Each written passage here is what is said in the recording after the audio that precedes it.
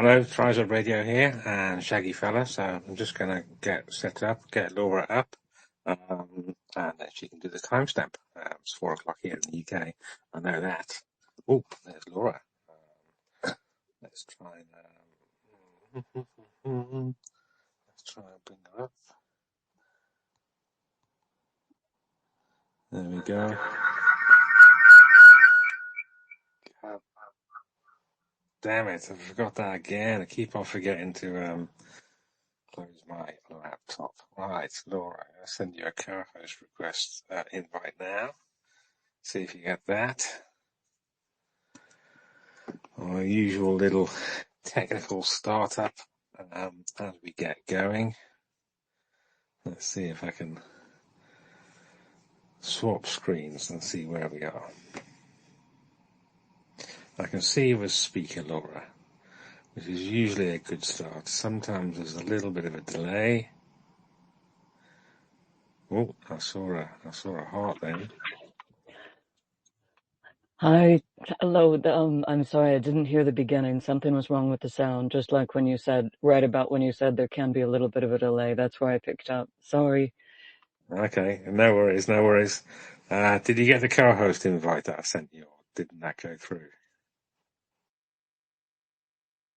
Got it right now. It should be processing. Thank you.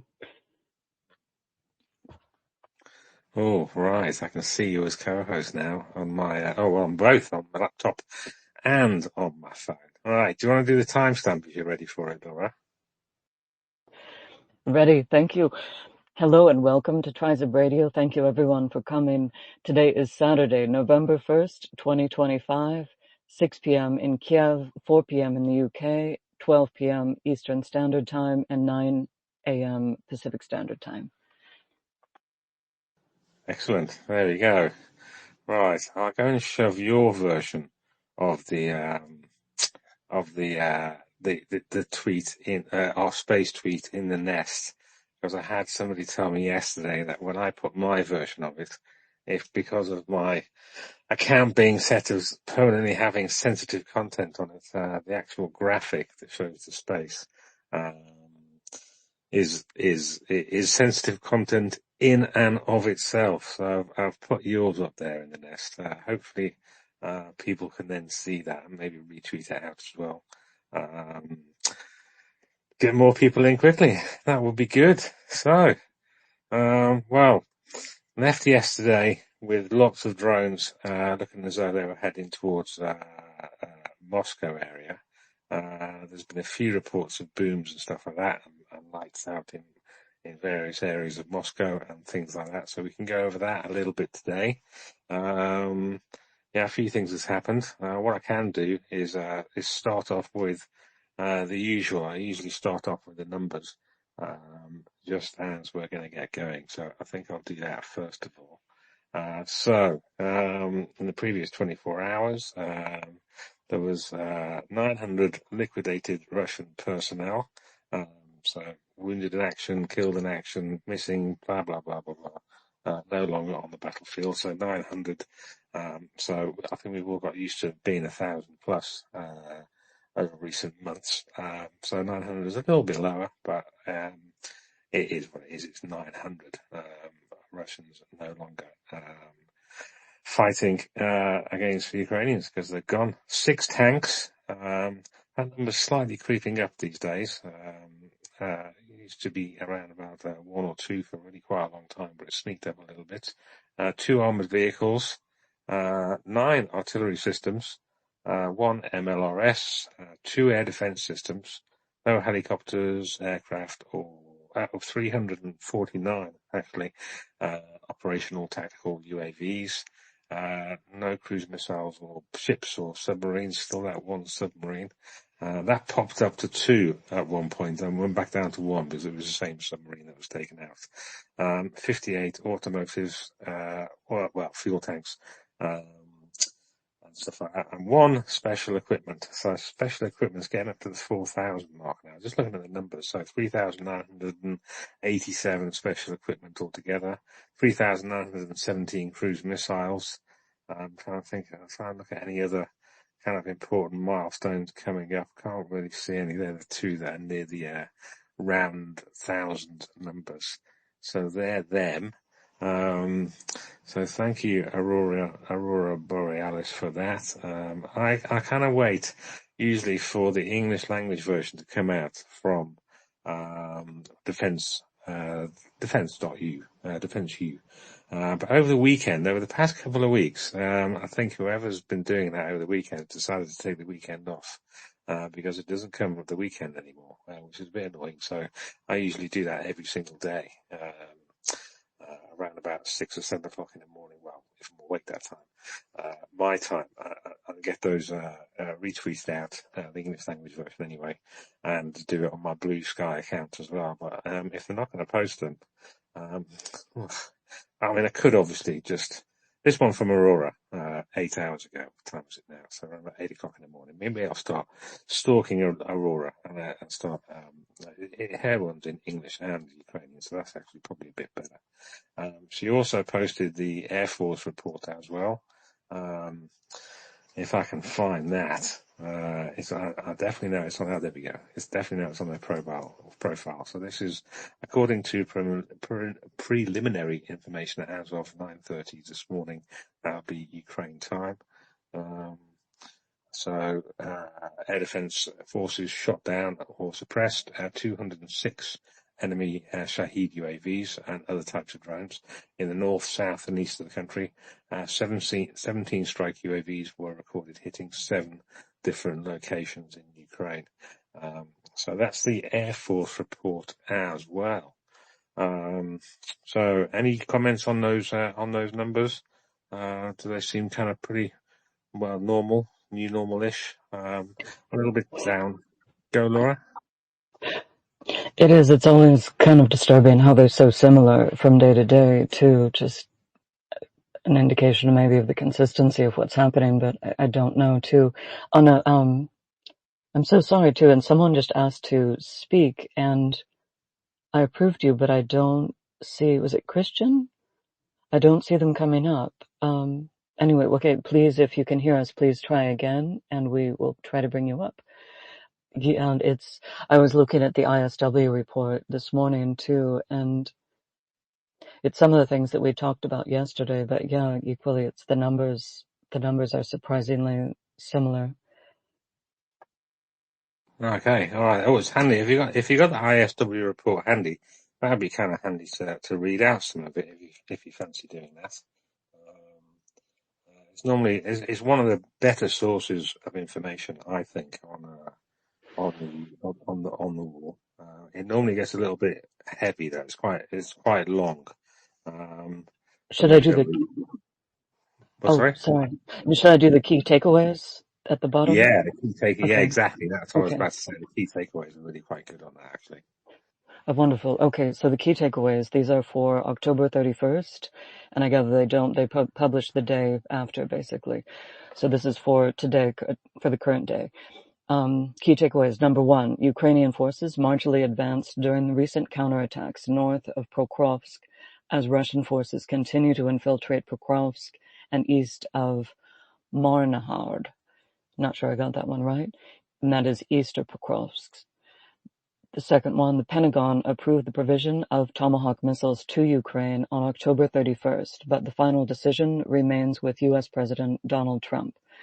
Number 3, Russia and Belarus continue to threaten Europe with the future deployment of Oreshnik missiles to Belarus. Number 4, Ukraine continues to conduct long-range drone and missile strikes against Russia air defense and energy infrastructure.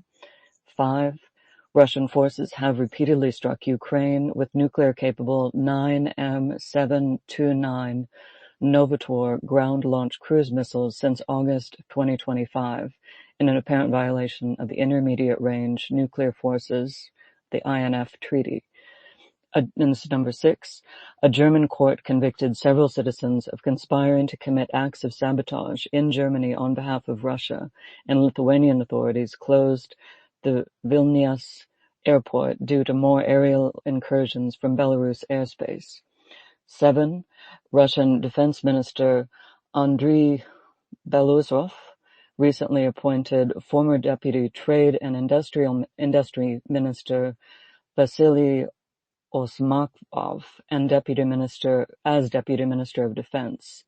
Number 8, this is the last one, Ukrainian forces advanced in Dobropilya tactical area and near Pokrovsk. Russian forces advanced near Kostanikva, Drukivka tactical area and near Pokrovsk. And that's the end of the key takeaways from ISW. Well, I'm glad to hear you struggle with Ukrainian names just like I do. They're difficult, aren't they? There's lots of letters stuck together, which definitely, definitely. I mean, I'm slightly dyslexic as well, which doesn't really help. So yeah, Konstantinivka. I think, I finally got that one, but some of the other ones, I just honestly, I do my best. Myron Harad. Oh yeah, exactly. I know that's next to Pokrovsk. So that was a nice update. That so Ukrainian forces marginally advanced during recent counterattacks north of Pokrovsk. So looking at that, I had a little look at David D's thing here, and some of the bunny ears, what's known as the bunny ears, kind of what would that be? West of Pokrovsk, is being cleared out by the Ukrainians. And as I've said the last couple of days, there's various, I mean, obviously the Russians are going to say it's all over and all blah, blah, blah, all this kind of stuff. But some big pro-Ukrainian accounts are saying, it's kind of encircled or nearly encircled and Ukrainian troops should get out of there. Other pro-Ukrainian sources are saying, no, it's going, well, maybe not according to plan, but they're not encircled and all this kind of stuff. So I'm putting that whole Pokrovsk pocket area, Pokrovsk and Myronoharad, if I've got that right, probably not, obviously, as kind of a grey area where Ukraine are still fighting. Ukrainian defenders are still fighting. Some extra forces have gone in there. There was reports of there's been various reports actually. So Budanov was flown into the front line there, uh, but some of the photos of him walking past the petrol station. That petrol station's around about 70 miles north of there. So, I mean, I wouldn't put it past him if he actually did go there. However, I've got a feeling that he didn't actually go there. He was just north of that, directing his special forces guys in there. So I do think some GWO, some of his guys went in there by helicopter to help keep supply routes open and to try and help clear some Russians. But I don't think Budanov himself actually went there. I did see another picture today of, I don't know when it was taken, of Sursky. He's in overall charge of the Ukrainian military, in a meeting with some people talking about, it looked as though they were discussing Pokrovsk. Budanov was there. The chaps didn't look happy. But then again, in war, you're not really going to look happy, are you? So some people are saying that nobody looks happy in that room, and it's like, well, what do you expect? Not exactly going to have party hats on, are they? As things are going, and not because they're going particularly badly or anything like that, just because it's effing war, isn't it? So you're not going to have happy faces. I don't know about Pokrovsk. We'll found it. It's one of these things. Trust in the armed forces of Ukraine, because we can't do anything else. So nobody's going to be listening to me what I'm saying, and I hope they don't either when it comes to anything military. And we've just got to trust that they know what they're doing. And help support as we can, as I keep on saying every single time I come onto this space. We've got our little areas we can help with, whether it's information warfare, whether it's passing, i.e. fighting against Russian disinformation and misinformation, or even our own. I fight against, when some pro-Ukrainian is talking absolute nonsense, I push back on that as well. Nonsense doesn't really help anybody. It may give you a quick fix and make you feel good for 5 minutes, but when that quick fix is worn off and facts come out and it's not as rosy as things as people want, then there's a kind of you fall over the other side. And yes, if you build yourself up, the fall is further. So it's best to stay as grounded as possible. Um, I don't know is a very good answer to things. You don't need to know everything. So there we go. So on the Pentagon thing, on the number 2 thing from the Institute of Study of War. So Pentagon approved the provision of Tomahawk cruise missiles to Ukraine on the 31st of October, but the final decision remained for the US president. So I've heard some conflicting reports on this. I've seen some reports saying that the Pentagon decided that there was enough Tomahawk cruise missiles to give to Ukraine a few weeks ago, basically before Trump had the meeting with President Zelensky and said there wasn't enough or no for the moment, type of thing. So there's kind of mixed reporting on this. For the fact that the Institute of Study of War is saying the decision was made on the 31st of October, basically yesterday. I'm not quite sure if they meant it was reported as being made or whether that was the actual time when the Pentagon made it. So it's kind of interesting, and it is kind of important as well, because if the Pentagon came up with their answer before Trump met Zelensky, then well, that means one thing. But if they didn't come up to that conclusion until afterwards, well, that's a whole different ballgame. So I don't know. We talked about it yesterday a little bit on David D Space and on this space as well. Tomahawk cruise missiles require launchers. Those launchers are usually ships, and there's no way the Americans are going to give the Ukrainians a ship to launch Tomahawks from, or from something like a B-52 bomber, a strategic bomber. No, I don't think the Ukrainians are going to get any of those from the US either, or a submarine. I don't think the US is going to give Ukraine a submarine to launch them from either. So there are some ground-based launchers. There's not many of them. There's a company that does make them. It's supposed to be having some out at the end of this year, or going into production at the end of this year. But it's all a bit wishy-washy on the Tomahawks. Everyone knows the name Tomahawks and gets quite excited about it. But it's all kind of a little bit smoke and mirrors and who said what first and all this kind of stuff. Meanwhile, Ukraine's just getting on with trying to get its own effectively cruise missiles, its Flamingos, sorted out. They had a production problem. I think it was early October, which they managed to sort out. So hopefully by the end of the year, President Zelensky was saying they're going to be doing full-on production of those, and that's reportedly to be 7 a day. So on that. So Russia, and the third one, Russia and Belarus continue to threaten Europe with the future deployment of Oreshnik missiles to Belarus. There was a report yesterday saying that Ukrainian special forces had attacked and destroyed one of these allegedly super duper missiles in Russia. So we're waiting for video and confirmation of that. But it would be nice. So one of 3 launch sites, I think, they said they attacked. So if that's true, that's good. But well, if Belarus and Lukashenko and Putin are little 2 buddies in a 2 peas in a pod. Saber rattling there as usual from those crowds, just waving the nuclear missiles and the nuclear this and the nuclear that, as they usually do, which basically just goes over my head now.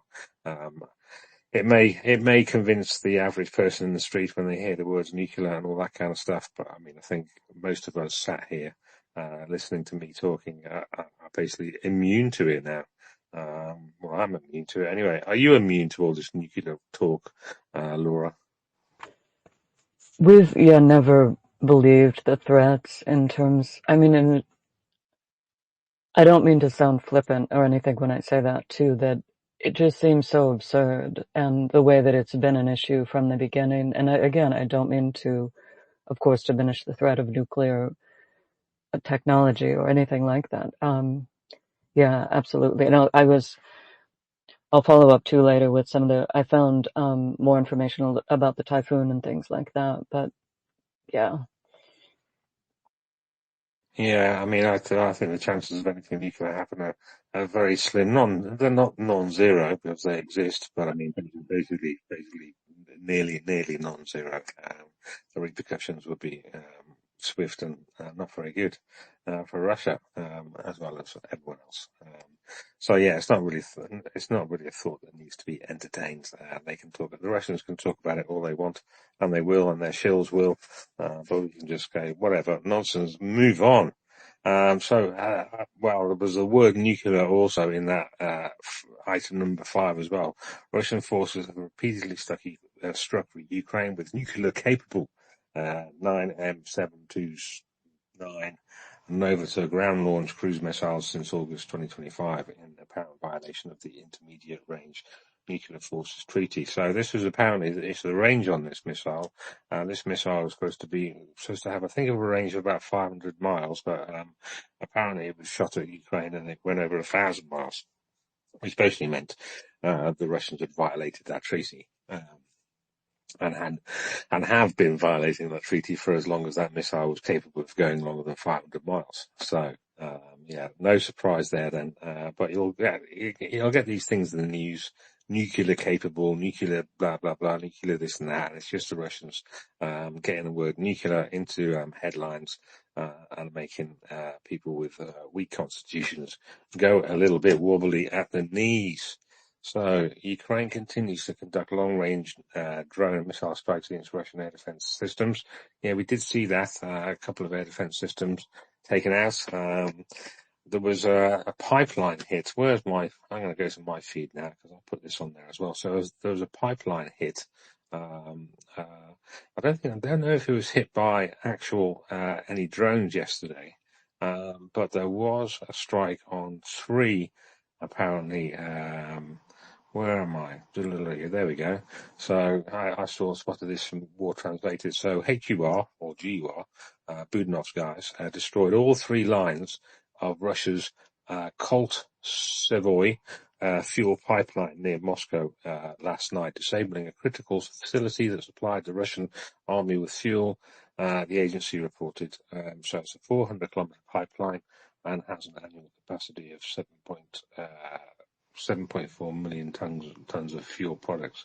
So my understanding is there are 3 pipelines uh, running close to each other, next to each other, basically. One carries diesel, one carries gasoline, and one carries jet fuel. And basically, they all went up in a big boom. Actually, I saw a big boom in some video. The original video came from the defense. Well, Budanov's Facebook account. So I had a little look at that, tried to snip it. My snipping tool doesn't work anymore for some reason. So yeah, there's a bit of a boom going on there. So I'm actually on the wrong page. That's about the Lithuanian pipeline I was talking about. So yeah, that particular pipeline actually. Oh yeah, found my post now. So back in August, I was back in August. There was a powerful explosion. I'm just reading from my tweet here that rocked a Russian pipeline that supplied Moscow with gasoline. It was the Ryazan to Moscow oil pipeline, but it also supplied Moscow with some key petroleum products like diesel, jet fuel, and all that.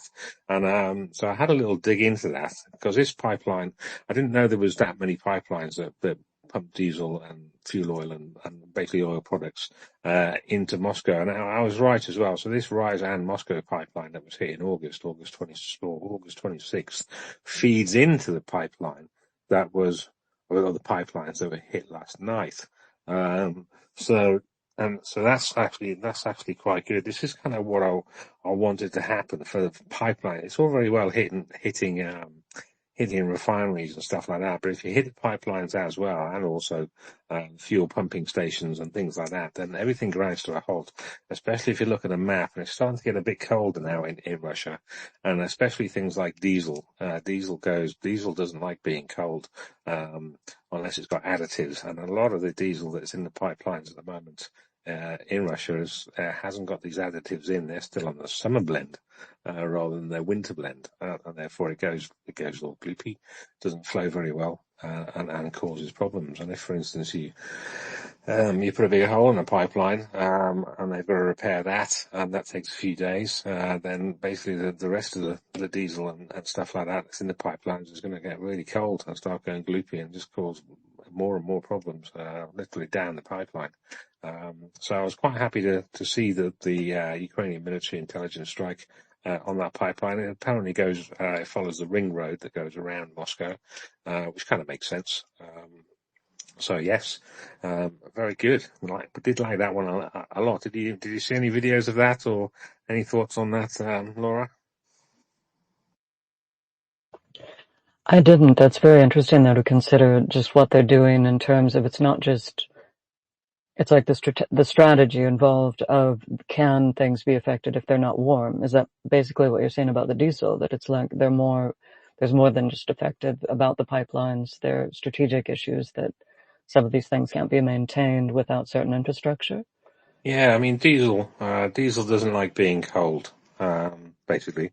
So for winter diesel, you normally got to add some additive. There's a name of it, MTTP or some special additive. And in fact, there's a few additives you can add to diesel, which lowers its freezing point, or lowers its point when it becomes not very viscous.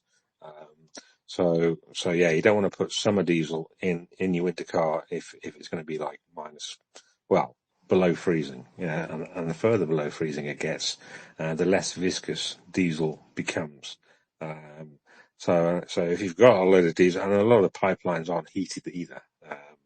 So you've got if you've got cold pipelines, especially if they're running above the ground as well, because they'll get colder faster. They'll be a bit insulated if they're under the ground. But if they're the overground stuff, maybe kind of coming above ground to go into a pumping station before it goes back underground to get pumped further along the network. Then if it gets cold diesel, especially diesel, then it just goes from kind of viscous to less viscous, and it ends up going a bit gloopy. And if it gets really, really cold, it can end up being like jelly, from what I understand. We need someone like Dryfly to come up here and talk about this. So yeah, so then you end up with a pipeline full of gloopy diesel, and obviously that's not going to flow along the pipeline very, very well. So hitting the pipelines is a good idea, even if there's a pipeline in the middle of nowhere, and it stops the diesel um, stone cold, if you pardon the pun, in the pipeline, and then trying to get it going again is quite difficult. So I like the idea of, well, hitting refineries, always nice for a big boom, hitting pipelines anywhere. I'd quite like the pipeline hit from that goes from Belarus back into Russia. So what Russia does at the moment is it sends quite a bit of crude oil to Belarus. Belarus then refines it into petroleum products like diesel and gasoline. It then sends those petroleum products back to Russia. Um, so what I would actually like is there's only a couple of pipelines that do this from Belarus to Russia. I would like Magyar's birds to pay them a visit, frankly. Thank you very much. Because as Russia has less and less refining capacity due to the kinetic sanctions which Ukraine are putting on there. And as they're kind of farming out some of their crude to friendly countries, as it were, like Belarus, to be able to refine it for them in their refineries, which are not targeted by Ukraine, and that's a whole different story. Arguments are that they could be, or at least a little bit of sabotage on them anyway. A bit of sand in there would sort them out, I think. But anyway, but definitely the pipelines. Maybe not the pipelines actually in Belarus, but as it goes over the border into Russia, fair game, in my view. And any oil spills and stuff like that, or petroleum spills, would be Russia's problem.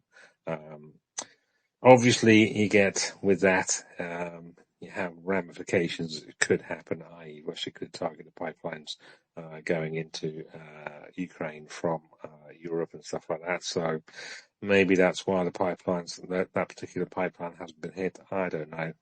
I would just like it to find itself with a leak of some sort. Similar to that other story that I heard today. So Lithuania. So I talked about this yesterday. a bit of fan fiction was in my mind. So there was a report saying Lithuania had suspended, this is nearly a day ago, Lithuania has suspended rail transit of Russian oil products to Kaliningrad to avoid secondary US and UK sanctions against Lukoil and Rosneft. That ban, well, the US sanctions is effective from the 21st of November.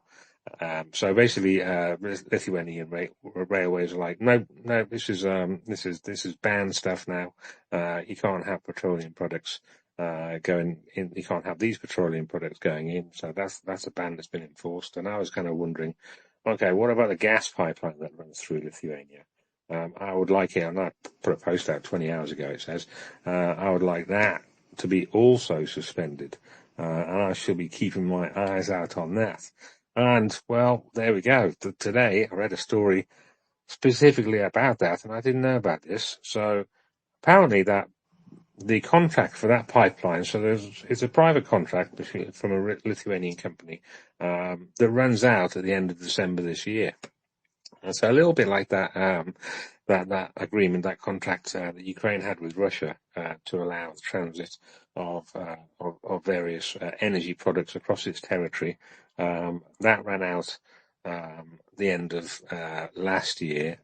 Ukraine was like, I mean, lots of people before that were saying just cancel the contract, blah, blah, blah, blah, blah. But obviously there's ramifications, legal ramifications doing that type of stuff. So Ukraine kind of just let the contract lapse and didn't renew it. And therefore, Russia was pissed off, Hungary was pissed off, Slovakia was pissed off.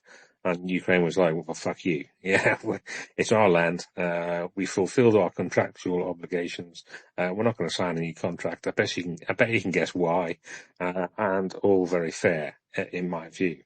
So with this pipeline that's going through Russia, going through Lithuania, that runs out. That has a contract that runs out at the end of December this year. So there's apparently talks between a few people. So I'll just read out the article. So Lithuanian and Russian energy companies are negotiating an extension to the gas transit agreement to Kaliningrad, which expires in December 2025. According to the publication, Lithuanian operator Amber Grid and Russia's Gazprom may agree on a shorter term for the new contract and higher service fees. The European Commission has been informed of the negotiations, as the decision to extend transit must be made with the participation of EU institutions and not only bilaterally, obviously, because Lithuania is part of the EU and it has to conform to any sanctions which are there. So Lithuanian President Gitanis Nausėda stated that he sees no obstacles to extending the contract if it is beneficial to Vilnius and complies with European standards. Now, I'm not happy with that statement. So Lithuania earns up to 20 million euros annually from the transit, while, according to LRT, the average income is around 12 million. So between 12 and 20 million in transit fees, they get it.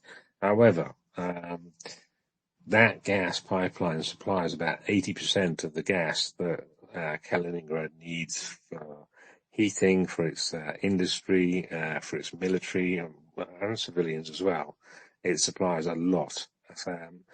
I would like that contract not extended, very simply. It's not that Russia would then be stuffed, because Russia does have a floating LNG terminal in Kaliningrad, and Russia could supply its enclave with gas, with its own LNG gas. Granted, the cost would be 4.5 times more expensive than having it piped through Lithuania, but that's not our problem. That's not Lithuania's problem. That's Russia's problem. How it would get gas to its enclave. And frankly, if it's going to cost it 4.5 times as much, that's a load of money that won't be going to the Russian war machine. You'd have to decide whether it's going to give gas to its enclave or give gas to its war machine. I would like, and also Lithuania only earns, 20 million sounds like a lot of money, but considering how much aid Lithuania has given to Ukraine, I think it makes perfect sense for Lithuania to say, you know what, we're going to take a 12 to 20 million hit on revenues coming in from transit of this gas. And also on the flip side, that will cause Russia to have to spend a hell of a lot more money, if it wants to give its LNG gas or sell its LNG gas or provide its LNG gas, which it can do to Kaliningrad. So I would like that pipeline, the contract not renewed. Yeah, and if it is renewed, well, I would like that pipeline blown up. Simple as that. I would like that pipeline to no longer be functional. There's a legal way of doing it, and there's a not so legal way of doing it.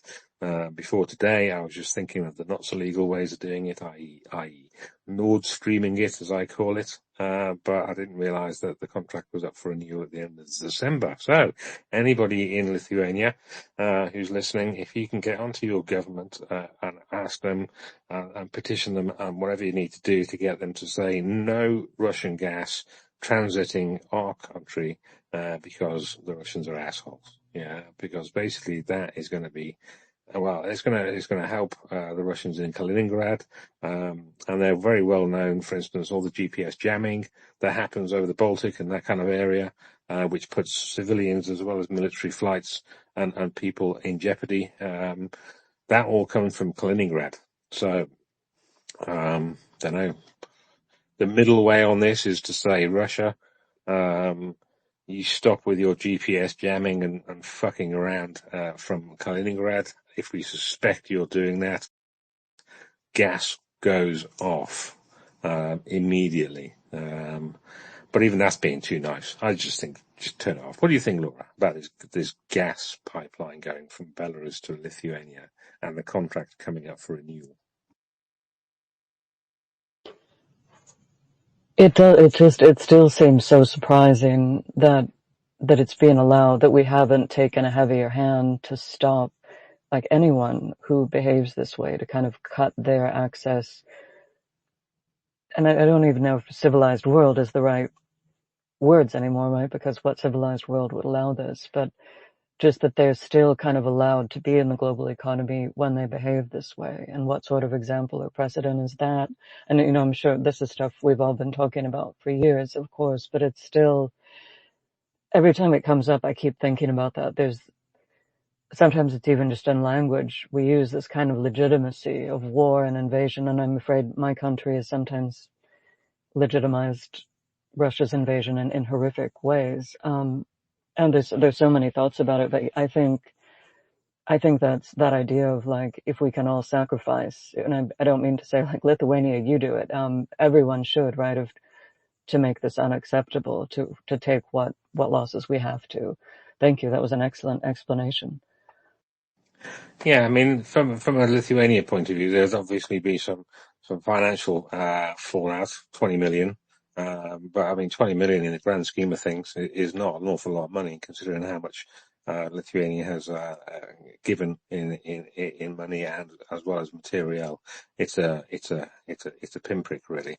Even if the Lithuanian government or the EU could chip in together and give that company 20 million. For that contract, I think it'd be well worth it, because the ramifications of that gas not going to Kaliningrad would be massive for Kaliningrad and for Russia, and would eat into a hell of a lot more than 20 million in extra costs it would cost them to provide that gas via LNG and all that kind of stuff.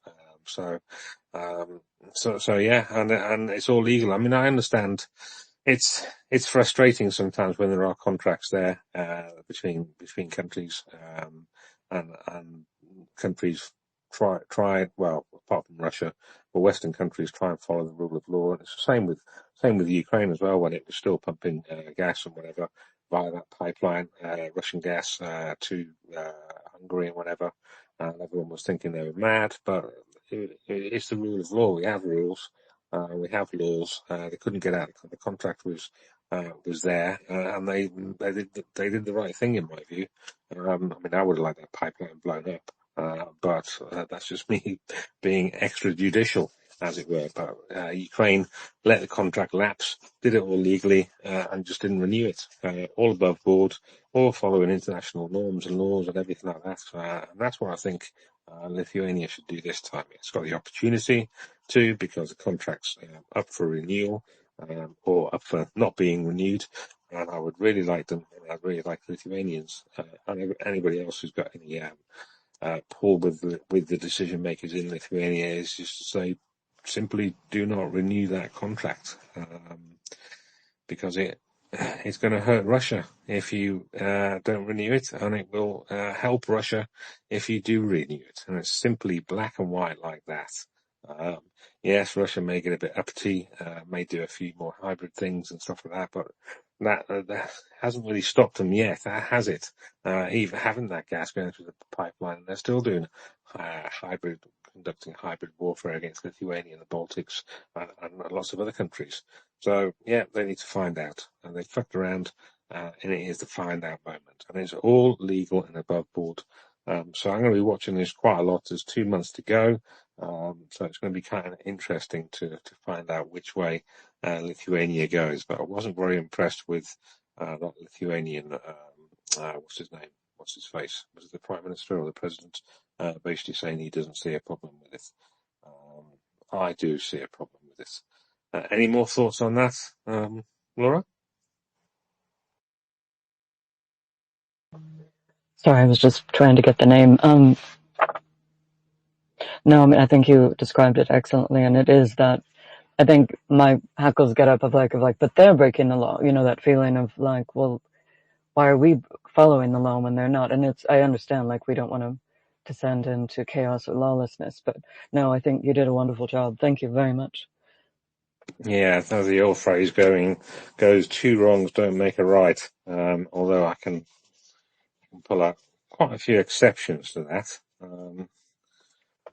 If you do the lottery numbers, for instance, and you write down the wrong number twice, and those mistyped numbers end up winning you the lottery, for instance, well, those two wrongs did make a right. But when it comes to law and order and stuff like that, I mean, if we say that we're going to be following international law and the laws, and then suddenly we kind of don't when it's convenient for us, then that makes us no better than those that do that to us as well. So, Laura. And then I might have sounded kind of glib about that, where I think if we had a system, some sort of oversight, either a reformed UN or another institution that could kind of handle these things of like, well, if Russia or anyone invades another country or does horrific things like they're doing, it would supersede contracts, laws, and that we could legally take action against them in a way. I think that would be very interesting too. And I mean, that's something I hope for the world too, that there can be more oversight and responsibility rather than just leaving these people in the UN Security Council and kind of going along, well, that's the law, you know, that just seems crazy to me. And I understand if people disagree too, but yeah, thank you. I just wanted to clarify what I was saying. Thank you. Yeah, cheers. I mean, I've got a feeling that this contract will be extended by a year, because at the end of 2026, start of 2027, that's when that's when I think some of the 19th package of sanctions come into force regarding LNG and gas and stuff like that. So I wouldn't be surprised if the president, by stating that he sees no obstacles to extend the contract, if it's beneficial to Vilnius and complies with EU standards. If it may comply with EU standards for a year, but then at the end of 2026, 2020, start 2027, it won't comply.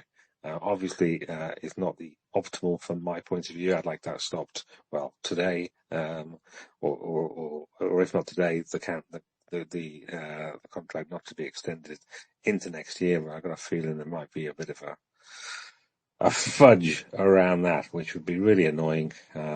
But you got to think of these things realpolitik wise, and maybe they'll just do that anyway. I don't agree with it, but I can possibly understand if they did it, even though I don't like it. So anything you want to talk about, Laura? We haven't seemed to generate any speakers yet. So anything you want to talk about? Thank you. And I know I saw Christian, I think, come back. If you did want to speak, I know it could have been a mistake, but please feel free to do the speaker again. We can try to bring you up again. And anyone, of course. Yeah, I think I really enjoyed hearing other people's ideas too. I mean, of course, not just ours, but just hearing different perspectives and what people thought and just what they want to talk about too. I'm looking at my notes here. Oh, and it's funny, and I don't know if other people have had that experience where I heard you guys talking about bunny ears, and I wasn't always sure if that was like an inside joke that I didn't know, but just so we're all on the same page, I looked up that it's a term used by the Ukrainian military and media to describe specific Russian military incursion north of Pokrovsk in August of 2025. So it sounds like it's just kind of the way it's geographically shaped, or the way it's, yeah, shaped in that way. And please correct me if I'm wrong. Um, I looked up, that does some of the information. One thing I just wanted to maybe kind of come back to, I think Dry Flag kind of addressed it, and we've been seeing it particularly in the last 3.5 years, that you guys may have talked about this a lot in terms of, how do we kind of monitor ourselves for maybe not talking about things we shouldn't be talking about militarily or operationally? You know, chances are we're not going to see that necessarily, but I know the Ukrainian government was talking about, don't show bombings, anything like that for operational and strategic reasons. But is that something you all have maybe addressed in other spaces before, that how do we kind of monitor ourselves? Where I was thinking about some of the things we were talking about, the Oshkosh launcher, and obviously that appeared to be public. But I like kind of the idea of what Dryfly was saying too, of like, I think if I understood him correctly, that he'd rather not hear about it, of like, this should probably not be out there. Of like, we want, when we hear, after it happens, that would be great. But do you guys have any thoughts on that too? Of just, how do we kind of monitor ourselves and that, just to keep people safe? Well, obviously, if you've got friends in the Ukrainian military and they tell you stuff, you got to know uh, not to open your mouth. I get told some stuff and get told to keep it to myself, and I do. Even when I hear other people talking about it, I don't open my mouth and to either confirm or deny, or know that I know some stuff that maybe I shouldn't, because somebody's trusted me with the information, and this goes on a lot. So yeah, I mean, some commentators out there, probably Ukrainian commentators, maybe open their mouth a little bit too much. But if you don't know anybody in the Ukrainian military and you're just guessing about stuff, then well, everyone's guessing. Everyone can guess about stuff, and having an opinion on stuff is fine. I mean, if you're an expert in a field, yeah, you may want to not talk about stuff which may help the Russians. But if it's out in the public, um, if it's out there in on the internet and stuff like that, then well, the Russians probably know about it because they're going to be scouring the internet for any bits and bobs of information they can. So they're going to know a lot more than we do, frankly. So yeah, obviously, kind of if you're talking about people's locations and stuff like that in Ukraine, then you don't want to be talking about it real time or talking about plans going forward. So you don't want to be saying that you're going to be giving out, for instance, you're going to be giving out food aid in X village in 2 days' time. Because that just gives Russian saboteurs and stuff like that a target in 2 days' time. It's all very well. It's fine saying you've done something 2 days ago. Uh, to, you've given out aid here, there, and everywhere and stuff like that. But future plans and your current plans, definitely keep that under wraps. And not only your own as well, if you happen to be in Ukraine, but other people as well, because as the Ukraine, the Russians target not just military people, they target civilians as well. So any of that kind of information, yeah, you're fine. The Ukrainian military often kind of delay things by 2 or 3 days before they talk about military stuff that's happening in the front. You got everyone else who's trying to guess what's happening minute to minute And yeah, everyone can guess. And there's so many people that are guessing now, with some people with military backgrounds, some people with strong military backgrounds, some people with a little military background, some people with no military background, but I've studied it as a passion hobby, and other people who just picked it up over the 3+ years that this has gone on. And I fit in that last category. Um, I still get confused as to what the various size units are, from platoon to squad, or is it squad to platoon to company to regiment to battalion to wherever. All I still haven't got that sorted out in my head yet. I like to know numbers, like what 500 guys, or 500 troops, or 1,000 troops, or 10,000 troops, or 50 tanks. To me, it doesn't really matter whether it's called a regiment or a brigade or whatever. It just goes right over my head. I can kind of visualize 50 tanks going forward. What I can't visualize is a battalion of tanks going forward, because I don't know how many tanks are in a battalion. So yeah, so a lot of the time, some of the military folks talk military. And I'm not military, and a lot of us here are not military, never been military, and therefore it's just words and numbers. The 8th Regiment of the 54th Battalion of the 3rd Division of the whatever. It's just gobbledygook, absolute gobbledygook to me. It means obviously a lot to the people who served in those battalions and military folk, but to me it's just a word salad. What are your thoughts on that, Laura? I was just thinking about that too, as something else, like, oh yeah, I'm lost for so much too, oftentimes of any number of subjects, so I just try to do my best. But I really appreciate the military perspective, and I think, all of anyone who served in the military, whether their own country or in Ukraine as well, we're so grateful for that. And I think a lot of times they'll know to kind of explain things in a way that we understand too. I was really grateful for Brad's analysis the other day, and I was very concerned by that too, when I think some of us have hopes about what might happen too, and or hear what people are saying. But I've often found military people, and this is, mostly just experience with people in the United States, that they are often very right. Where I'm afraid, and this is again kind of going off to another subject maybe, but that I was thinking about how much fiction is, unfortunately, whether it's intentional or not, is kind of provided by politicians in our country about how wars or conflicts go, where I was just kind of stupefied by, at the beginning of the broader invasion by Biden, um, he kept going on about Ukrainians are going to have a difficult few weeks or months. And even to an uneducated person, that just seemed insane to me. And maybe there was more going on, that he was having problems then. I don't know. But I'm sorry, I'm going to try to pick up a request while I'm talking. It's Mylu. Mylu, we love you. Thank you. She's coming up as speaker. But it is I've seen other analysis from, people who we do in the Marines at the beginning of some of the conflicts, our invasion of Iraq, and they knew it would go on for a long, long time, much longer than we were led to believe. So I'm really grateful to all the military and anyone's perspective, but it is also concerning. And a lot of questions I have for Brad or anyone of how can it be stopped? What can we do in our own countries to urge our governments to stop this faster and stop this madness? Thank you. Yeah, thanks a lot.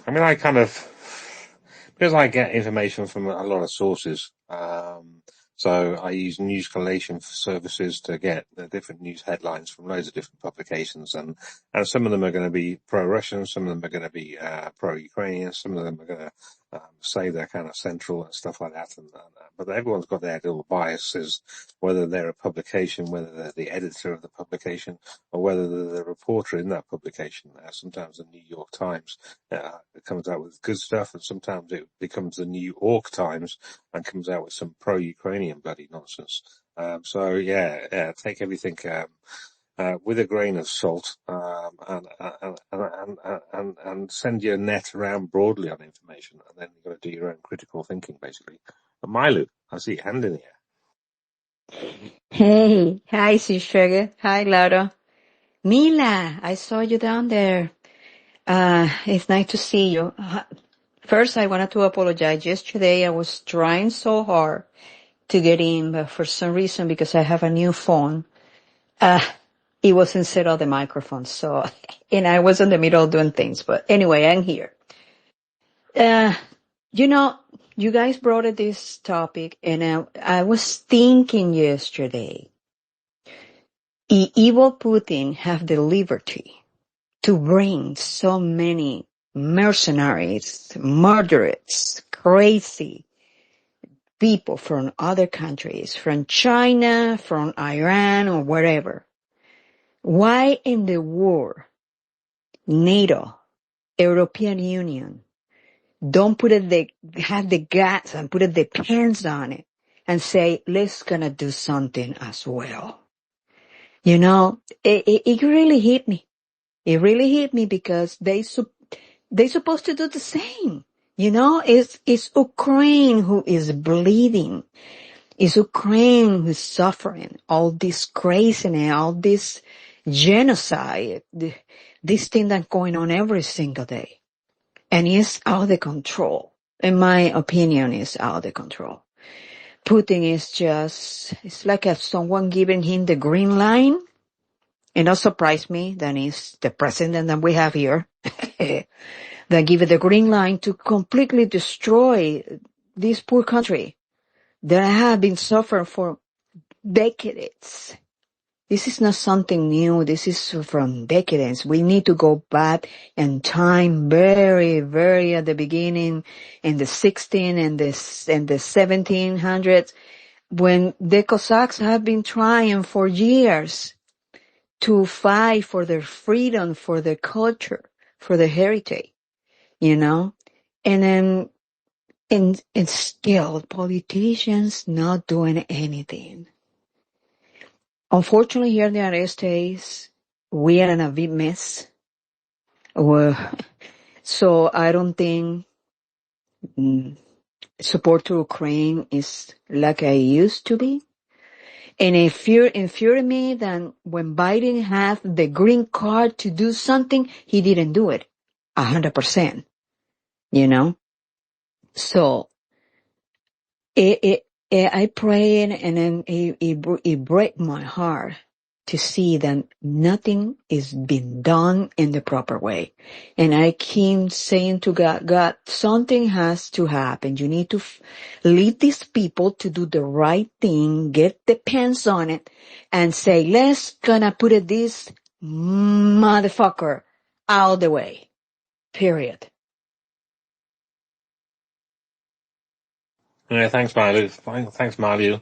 I'll push back on a little bit of that. So you used a few infinitives there, like politicians have done nothing. The politicians have done something. It's just they haven't done enough, I'd say, or at least as much as we'd want. Aid has gone. Our politicians have okayed aid to Ukraine. Started off slowly and has continued at a slower pace than we would like, I think is probably the accurate way of describing it, rather than done nothing. Um, on the NATO and Western boots on the ground, if you recall, going back all the way to the start of the full-scale invasion, President Zelensky specifically said, "I don't want NATO boots on the ground," because he saw that if there was NATO boots on the ground, that means NATO would be involved in the war, would be a party to the war, and therefore NATO would be at war with Russia. And not many people thought that was a great idea, and still don't. And there are pros and cons about that. Do we want a world war, or do we want to do we want to admit that we're in a world war and fight a proper war and have bombs falling on maybe Russian bombs falling on Paris and Luxembourg and London and all that kind of stuff, or do we kind of want to play it as European countries and Western countries seem to be playing it? Kind of we're involved, but we've got plausible deniability, and from a state point of view, there is that plausible deniability. We're supplying Ukraine with as President Zelensky asked for the tools. He didn't want to ride, he wants ammo. And he specifically said, I don't want NATO or European boots on the ground. Just give us the equipment that we need, and Ukrainians will do the fighting. So on that, I kind of agreed with that. It's just that us in the West and our politicians haven't given the Ukrainians all the stuff we could have given them in a timely manner, and we haven't ramped up our industries as much as we could in a timely manner. And it's basically boils down to, yes, we haven't done as much as we could have done in a timely manner to help Ukraine, which means Ukraine has been left somewhat dangling, not completely alone, but not with complete backing from the West either. It has had backing, a lot of backing. It would be in a completely different situation now if the US and the rest of Europe had literally done nothing. But it isn't the situation it's in. Partly because of the help of Europe and the US, and it hasn't progressed further, or it hasn't stopped Russia and pushed them back, partly because we haven't given them enough support as yet. Laura? And I wanted to let get Milu's response too, if you still had your hand, but just, I think I love Milu's analysis always, because I think it gets to that broader idea that I believe, Milu, maybe what you're saying is just, and to me it resonates so much, that something is fundamentally wrong with the world's response to this. And I think all of us here have just been so horrified by it, but I love your analysis. And I think, I would imagine like she's going to agree with what you're saying, but I think her response, you understand, I think, what she's saying. Like there's something so wrong with what's happening. And I think Milu, your analysis the other day of like, it's evil. It's like non-response to this is fundamentally evil. And I fully agree with that, and that we all need to step back or step forward and take more of a stand in this. That I think it's interesting. There have been documentaries more here in the last years that have talked about that our administration during World War II were fully aware of what was occurring to Jewish people, Roma, anyone who had any sort of disability, that they were very aware of what was happening, and they just chose not to do something about it. And I feel like we very much are at that point right now, that we are making the same mistake. Millions of people in the slavery of Russia. This is not okay. But again, I love what both of you are saying, and thank you. Yeah, Milu, please, if you had a response too. You know, a simple example. Let's put it about the Russian assets, the frozen Russian assets. For how long they have been talking about it, then they're gonna give this to Ukraine, and nothing has been done. Why? I ask myself, what is the problem? What is the issue? Then they cannot do that right away. I can tell That you. can, I yeah, can tell yeah. Go ahead. So the reason's kind of simple. Russia's, and any country basically, has, under international law, has sovereign immunity. So its cash can't just be snaffled by another country. It's against international law. And therefore, because we abide by the law and stuff like that, we have to abide by the law basically. So we can't just take it. We can't just take another state's money. And that's without changing the law. Now, the EU could change the law, but the problem with that is some countries initially were a little bit hesitant about it, because if the EU and the euro basically became started taking a country like Russia's money or Iran's money or another country's money, that would have ramifications in the financial markets on the actual euro as well. People wouldn't trust the euro. Countries which may have bought some euros as part of their strategic reserves would maybe think, shit, having euros is not such a good idea because they can just take it whenever they want, and therefore that could cause a run on the euro, which would have ramifications for everybody in Europe. Now, the EU could change the law and make it kind of create a narrow law to be able to snaffle the Russian frozen assets and make them and do what they want with them, either directly give those assets to Ukraine, or maybe use those assets, which would be my idea. We use those like 200-300 billion as collateral for a much bigger loan.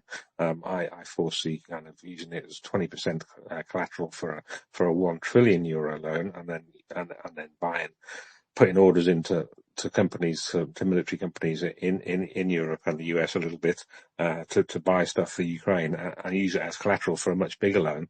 But the law needs to be changed. Now, in Europe, changing EU law is really difficult. Most of the laws need to be agreed by all 27 member states of the EU. And as we know, there's a couple, at least, of member states who would not vote for it, and they effectively have veto power over changing the law. And I'm looking at you, Hungary, and I'm looking at you, Slovakia, at the moment. So it's a bit of a chicken and egg type thing. Yes, it could be done. It can't just be done. A lot of people use the word just give it to Ukraine. You can't just give it to Ukraine because it breaks the law. So change the law. Okay. You can't just change the law. You need to have all 27 countries agreeing to change the law. And because there's a couple of countries, even if there was just one country, at the moment, Belgium is being blamed for it. Other European countries are saying, yes, we want to go ahead with this. And Belgium's like, well, no, not at the moment. We can't give Ukraine this money. We can't snaffle it on behalf of Ukraine and give it to Ukraine. What Belgium are willing to do is, okay, if the EU changes the law to make it legal, so there's no legal ramifications on it, and therefore it wouldn't be liable to have to pay Russia back in some years' time if Russia takes Belgium to court for giving them money to Ukraine, which is a very distinct possibility, and they probably win the case as well. So there's that. So Belgium is saying, yeah, if the EU changes the law, makes it legal, plus if all other EU countries share the risk. So if there is a court case in the future, for instance, and some world court decides that actually, even though it was lawful, it was against some other international law, and therefore that money needs to be paid back to Russia, who's going to pay it back? And Belgium is basically saying, well, we're not going to be on the hook for 170 billion euros, or whatever the number is. So if EU countries share the risk, plus the EU countries get the law changed, then Belgium's on board with it. But until that has happened, that money has just stayed there, stays there and can't be snaffled. Can't legally be snaffled. And there's countries like Hungary and Slovakia which have said, no, we're basically not voting for any changes in the law. Partly because they support Russia, the governments, not the people, not the majority of the people, and partly because, well, they might be next. Hungary might find, if the law's changed, then Hungarian assets suddenly are snaffled by other countries, and yeah, it's the ramifications of it, Miley. So the easiest answer is, yeah, just take it, but it's unlawful at the moment. Plus, is the risk. Yeah. I understand it, and this is the part with the evil Victor. What is his last name? I don't even remember his last name. He is the one that be opposite to do this. The Hungarian guy. Oh, Orban. Viktor Orban. He's the one that entering this game, right? And because I remember that I watched it and they weren't talking about that. Then he is the only one that is opposite to do to change this law. He is the one is opposite, right? And I say, this guy is so evil like the rest of his friends, He backing up the poor Ukraine then suffering for so long doing this evil scheme. Yeah, agreed. I mean, a lot of the problems do boil down to Viktor Orban, the Hungarian Prime Minister. He's been Hungarian Prime Minister for really quite a while now. some good news is there's elections in Hungary next April, and his party's behind in the polls at the moment, so he could get booted out. So there's another guy, I think his name's Magyar, actually, which is which means Hungarian, I think. So yeah, I can't remember his first name. Anyway, so yeah, the opposition to Orban is ahead in the polls. Hopefully they'll win that election, and if they do win that election, that they're pro-Ukrainian, or at least at the moment they're saying they're pro-Ukrainian. Well, I think they are actually pro-Ukrainian. So that means that they wouldn't put a veto anymore. They wouldn't be like Viktor Orban going forward. I mean, Viktor Orban's it's not just this frozen Russian assets as well. Europe or the EU wants to give Ukraine a loan of, I think it was 50 billion euros, so they could buy stuff, and he's repeatedly vetoed that because part of that process requires every single EU state to say yes to it. There are different types of votes that go on in the EU. There's something called qualified majority voting, which means maybe 60% of states or 60% of the population of EU countries. So the big countries, if they all say yes to something, then it goes through on qualified majority voting. But those votes only are not for the really big, important things like foreign aid and stuff like that. All the big decisions that normally have to be made unanimously. So if you have one bad apple, and Hungary under Viktor Orban has been a very bad apple within the European family, the European fruit bowl, as it were. So he's basically blocked a lot of stuff. And then, I think it was last year, maybe the year before, Slovakia chose a pro-Russian prime minister as well. Fico, his name is. He was shot, I think, but then recovered, which was a bit unfortunate.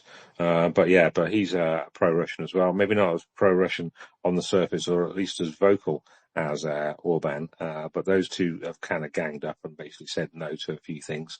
And even worse, in the latest Czech elections, the party with the biggest number of seats in that election is also a pro-Russian as well. So there might be three EU countries now.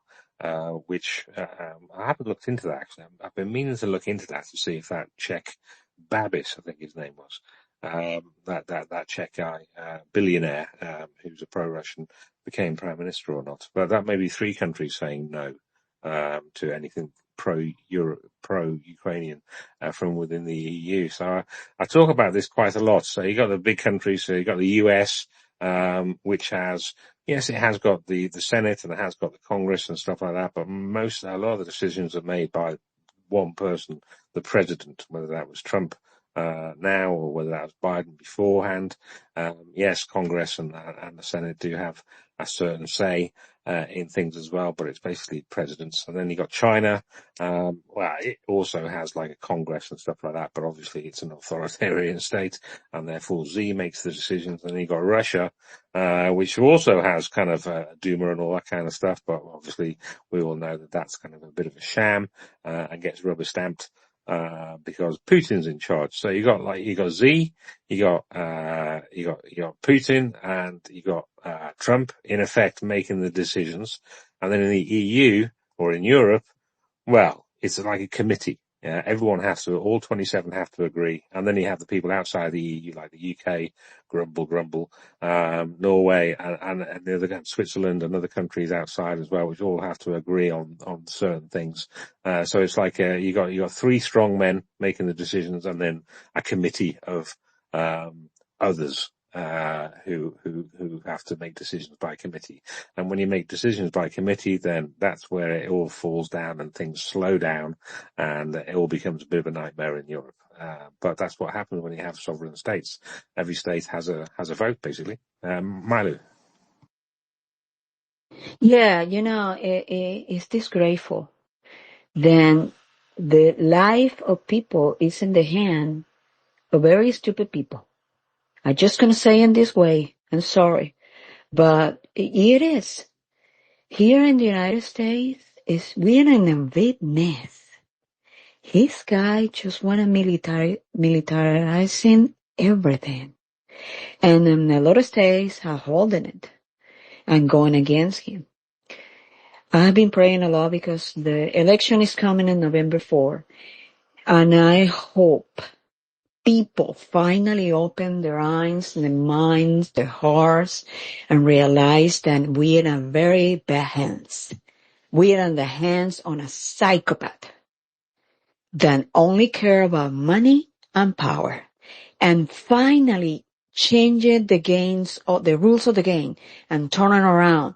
And finally we're going to do something positive for us and for Ukraine, because it's going downhill. All right. Oh, you just made me a bit excited. I was like trying to figure out what elections are happening on November the 4th. The next elections It's for the November are not. midterms. The midterms. It's the Oh, that's a election. year. Is the That's a year election. away. They're gonna change it. They're gonna vote for people in the Congress. So if people decided, okay, let's gonna put it all the Republicans out of the power. Let's gonna take it away the power, and we're gonna make it even.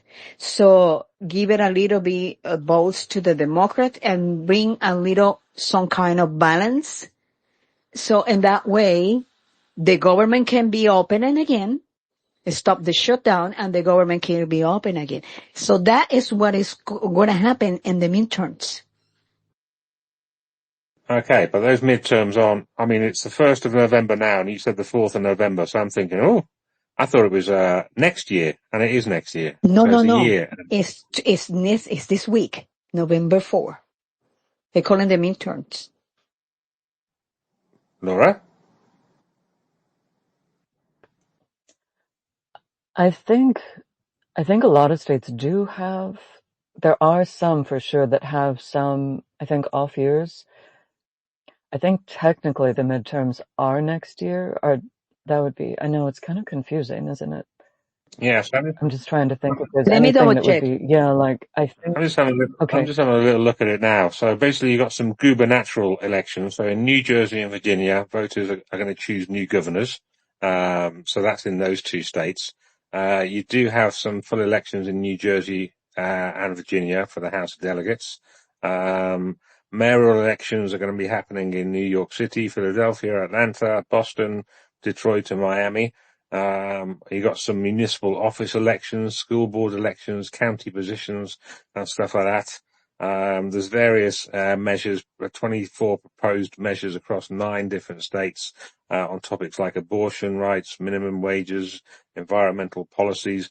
But the actual midterms are next November.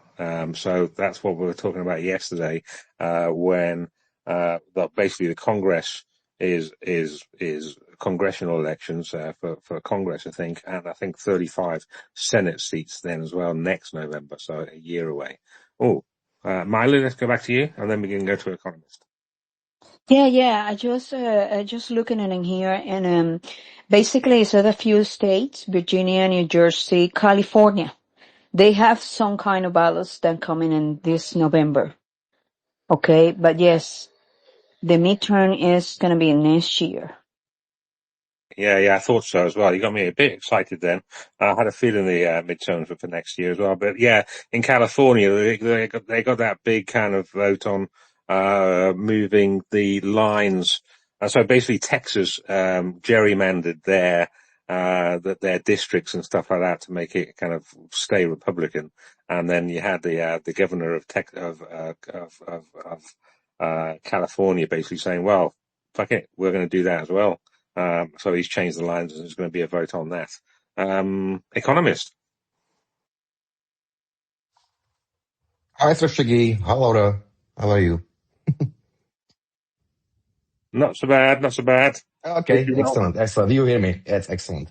I will just give you a small update. I'm from Slovakia, so we are mostly being compared to Hungary, but it's a different picture. So I would like to make some facts straight. So yes, Fico is a disgusting populist. He's absolutely, I hate him. And yes, he was shot last year. There was an assassination attempt on his life. It was really tragic, and this shouldn't happen in any democracy. It was some old lunatic that that's a different story. But regarding Slovakia under Fico's government, he never blocked any sanction package. Slovakia is currently supplying gas and electricity to Ukraine, so it's helping Ukraine. We are manufacturing a lot of ammo for Ukraine. Of course, it's not free. It's a commercial project, but we have increased production of ammunition like tenfold in 2 years, 3 years. So it's a lot of ammo. And there was a meeting, I think, 2 weeks ago between the Ukrainian and Slovak prime ministers, and they signed a lot of agreements focused on economic cross-border cooperation or stuff. So it's and of course, what is very important, Slovakia is supporting the accession of Ukraine to the European Union. Orban is not. He's blocking it. So he is just playing his political games for his domestic electorate, which is like 80% of votes. Fico's party has like 80% of percent in the polls. So don't listen to him. Look what he's doing. It's like Trump. So that's my small comment about Slovakia. Thank you. Yeah, no, thanks for that color as well, and that's why I was kind of important. I try when I talk about Slovakia or Hungary, I'll generally say, or I'll try and remember to say, it's not the people, and I think I did say that as well. It's not the people. It's not the majority of the people. It's just some, and mainly their governments as well. So I know Hungary reasonably well.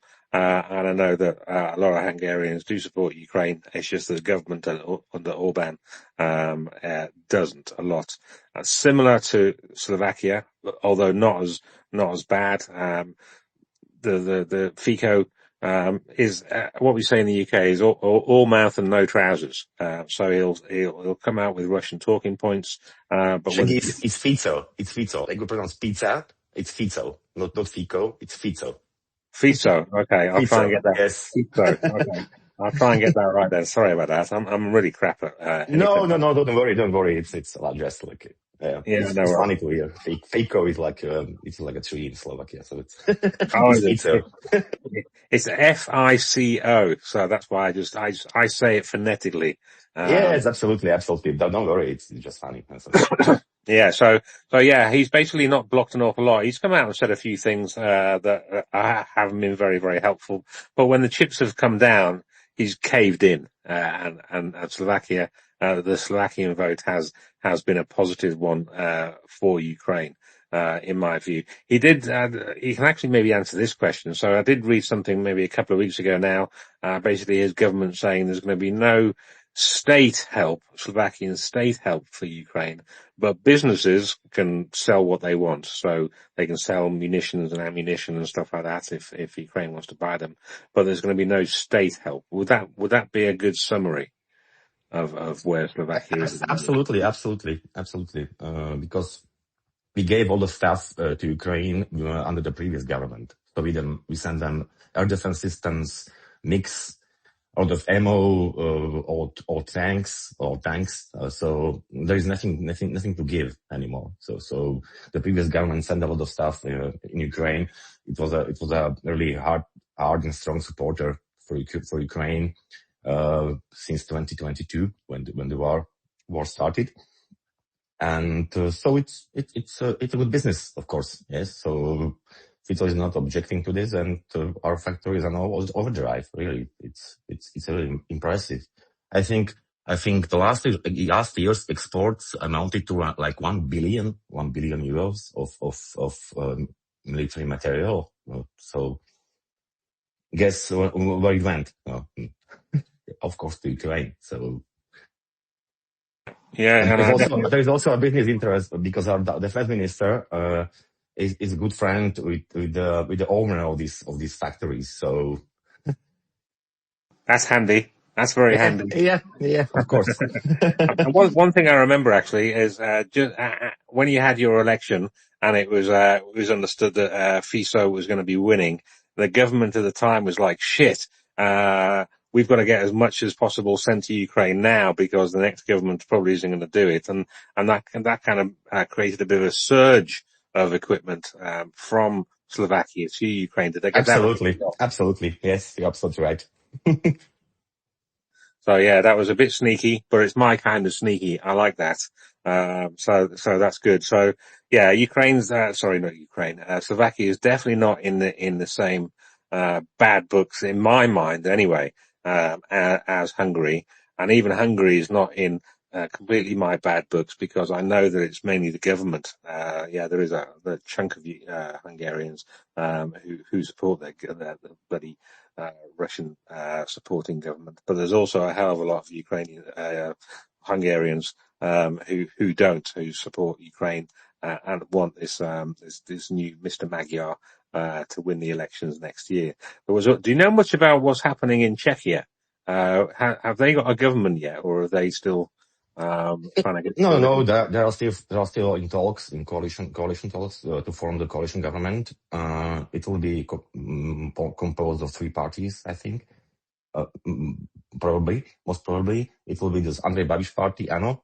But then the SPD, it is a crazy far right, or I would say, party. And then Motoriste, which is like car lovers or something like that. I cannot translate it right now. And it will not be bad. Babiš is not Orban. Babiš is not Fico. Babiš has vested interest in. He's a billionaire. He has a lot of businesses in Western Europe, for example, in Germany, in agriculture. He's a huge recipient of donations from the European Union for his agricultural companies. So he will not be as Orban and blocked. I don't think so. It's not that dramatic as it seems, but this coalition is horrible. The previous one was better, of course. That's Let's a see. really Let's see. That's really interesting, that, actually, because I was getting a bit doomy. In my mind, I'd put, the Babiš government as somewhere in between, Fico and Orban.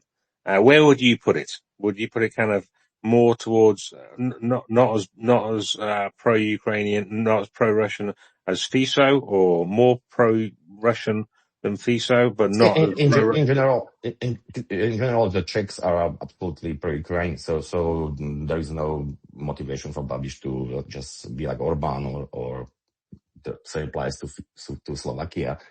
A lot of people are supporting Ukraine. So I think no, it will be not be dramatic. It will be slightly achieved. Maybe they will do some rhetorics and for his domestic audience, for his electorate, but I think he stated that Czechia will end the ammunition initiative. I don't think so. I don't think he will do it, but that's just my perception and my expectations. But he's a pragmatic guy, so populist, and let's see when the government will be formed. Let's wait like half a year, and we'll see. But my So, prediction is not negative. Not negative. It will be quite okay. It will be okay. a disaster. I've got in my mind now that it's going to be more of a transactional government, a little bit like Trump, i.e., the government may not want to give any aid to Ukraine per se, but it won't stop industry and business from making Absolutely good. not. Absolutely not. No. It won't happen. So All right. yes, it's transactional, as you said. This is a good definition, I think. Yeah, excellent. So very like Slovakia in a way, ish. Would you say? Yes, absolutely. Well, that's eased my mind a little bit. Thank you very much for that, economist. Thanks for coming up and explaining that You're a little welcome. more. You're welcome. Yeah, so that's good. Okay, well, I don't mind so much now. So yeah, I mean, Czechia wasn't on my shit list because I know that the Czechs have given a lot to Ukraine, and a lot of Czechs do support Ukraine. The majority of Czechs support Ukraine from where I'm sat. Anyway, I was just a little bit worried about this government maybe because of the rhetoric he was coming out with during the election, and maybe that's just election rhetoric. He just seemed a little bit like a mini Orban. But so hopefully come next April then, if Orban is got rid of, and we have a nice Hungarian government who rolls back all the no's. then Fico and Babis will also fall in line again. So the EU will be able to step up basically and help Ukraine more, because a lot of the stuff that's been blocked by Orban's veto will be no more. So maybe Q2 next year after the elections, we've all got to try and help Hungarians get rid of Orban then over the next 6 months or so. That's our main mission as Europeans, to try and do that. I know maybe talk of meddling in somebody else's elections, but frankly, I've got some land in Hungary. I was married to a Hungarian, and I still technically am, I suppose, but I've got some land in Hungary. So yeah, I might as well go over there and wave my European flag and my Ukrainian flag in the west of the country. The west of the country in Hungary is a lot more supportive of Ukraine than kind of some areas in the east that I went to. A bit dodgy over there, should we say? But yeah, okay, that's great. That's a little great bit of news on that. Any thoughts on that, Laura, or any more thoughts, Economist or Milo? Oh, thank you so much, Economist Fellow, for coming up, and thank you so much for your kind comments too in the post. That was so lovely. But I love that too, because I mean, I'm so ignorant about so much, and just, yeah, let us know like what you think, and, or particularly corrections if I get something wrong, anything like that. And I love that. Thank you so much and letting us know about that. You're Yeah, welcome, Laura. Eh, You are welcome, thank Laura. you. It's important. It's important to have the local perspective, because politics is a mess in every country. So, and the devil is in the details, always. So you have to live there. I observe Europe, US or UK politics or German politics. So, but I don't live there. So you can have some biases, some bad information or so on. So I always like when locals people who live there explain their politics and correct me if I'm wrong. So it's always a good thing. So thank you. yeah, exactly. Information is power, and local information is very good. A lot of the time we think in black and white, and I see it a lot on Twitter. People will kind of use the fallacy of hasty generalization, which is basically just saying Hungarians or Czechs or Slovakians, blah, blah, blah, blah, blah. And what they actually mean is, the Hungarian government, or maybe a specific person in the Hungarian government, or a specific person in the Czech government or the Slovak government. But, and it's not very nice when you're basically tarred. Maybe a pro-Ukrainian Hungarian is tarred with the same brush, in effect, as Orban is tarred. Now, obviously, Orban deserves to be tarred and feathered, but a pro-Ukrainian Hungarian doesn't need to be tarred with the same brush. So sometimes it's just well, most of the time, basically, it's just laziness on behalf of the commentator, hasty generalization. It's like when we have to go, quote, Americans because of what Trump is doing. It's not fair on those people, those Americans who don't support what Trump is doing. But it's so easy to say Americans or America, when we actually mean Trump's America, or Trump, or the Trump regime, or whatever you want to call it. Yeah, I've kind of grown slightly a thicker skin to that. So when people start moaning about the UK or blah blah blah blah, I don't take it personally anymore. I used to a little bit, but Absolutely, I have the same approach.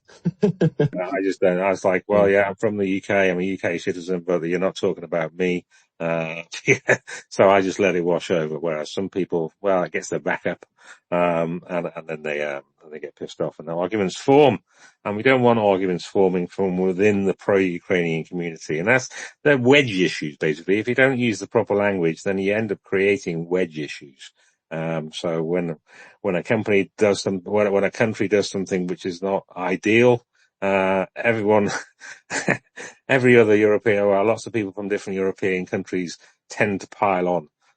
So if Macron does something dodgy, then everyone's blaming the French. If Starmer does something dodgy, everyone's blaming the Brits. If Hungary does something dodgy, everyone's blaming the Hungarians. And being a citizen from those countries, and you're just sat there trying to do your best for Ukraine, as to the best of your ability. It can hurt, basically, and hopefully it doesn't hurt. I mean, in some cases, it's going to hurt, and some people have literally kind of walked away because they couldn't take it, and that's very sad.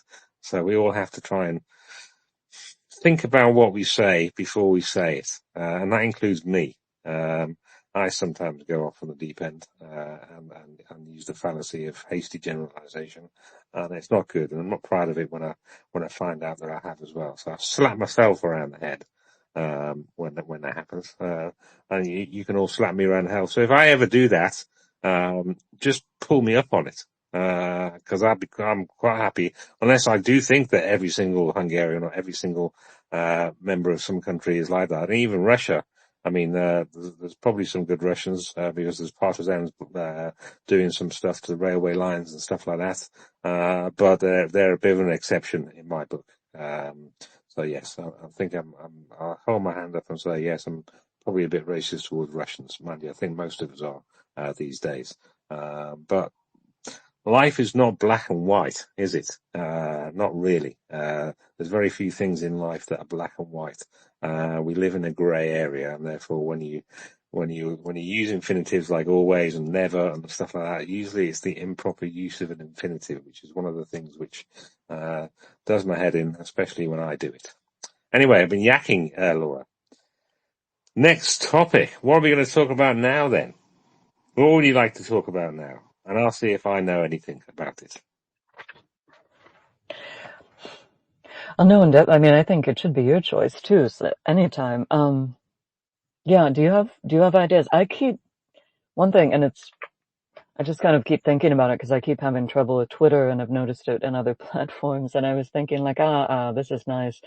These people are kind of lording over a broken system, and they're not fixing it, whether it's Spaces or we've seen kind of bad things on other social media platforms where even, it's not one I really use, but I noticed a well-known journalist and then also a corporation had their accounts taken over by something else. And it was a long time that they just didn't ever seem to fix it. There didn't seem to be a lot of responsibility.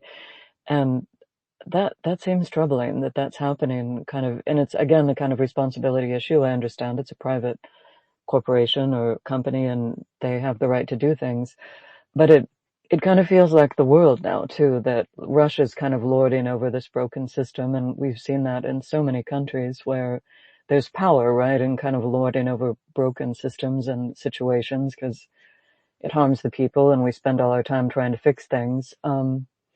I don't know. And I want to go back to you if you have any ideas, but I was really thinking about what you and Milo were saying, and by all means, I don't want to press like, just do things like our country, that works. But seeing some of the votes and from the UN, there's this concept here, of course, that like the Constitution protects our rights, even when the majority does not. In a way, if the majority or mob rule gets out of hand and starts voting for things that, might harm individuals or groups of people, the Constitution is supposed to protect them through the system, the judicial, everything.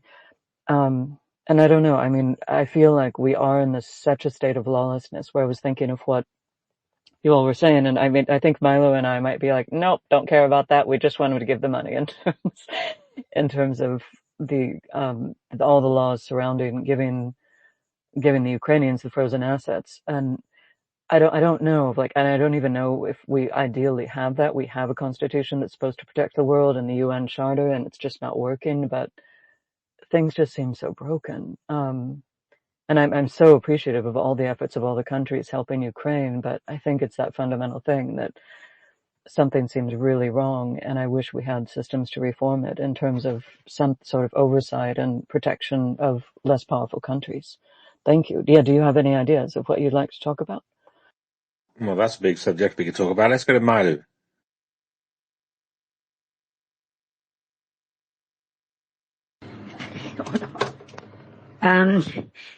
Well, I just want to share something that is a little out of the topic. Okay? I just got this message from my daughter. that she confirmed that she is 6 weeks pregnant. It's the second child, so I'm gonna have the second grandkid. And it's something very emotional because she had a miscarriage on June. It was too much stress. But now, God answered our prayers, and now she's pregnant again. So I just want to share that little thing out the topic. Thank you, guys.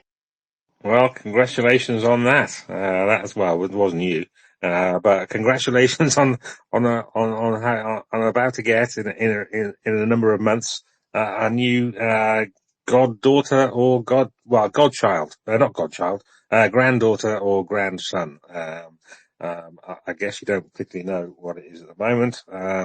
But yes, exciting times, and hopefully the pregnancy will go without hitch, and it'll all be wonderful. I'm glad I don't have to go through childbirth. That's all I can say. Apparently it's worse than toothache.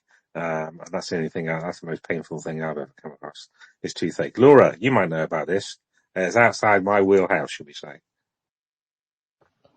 No, not with personal experience, but that Milo, thank you so much for sharing that. It's so exciting for you. I'm so sorry she had that devastating loss in June. I gather it can be completely devastating. So I'm so glad for this great news for you all. That's wonderful. Thank you. Thank you for sharing it with all of us. Yeah. Thanks a lot, Milo.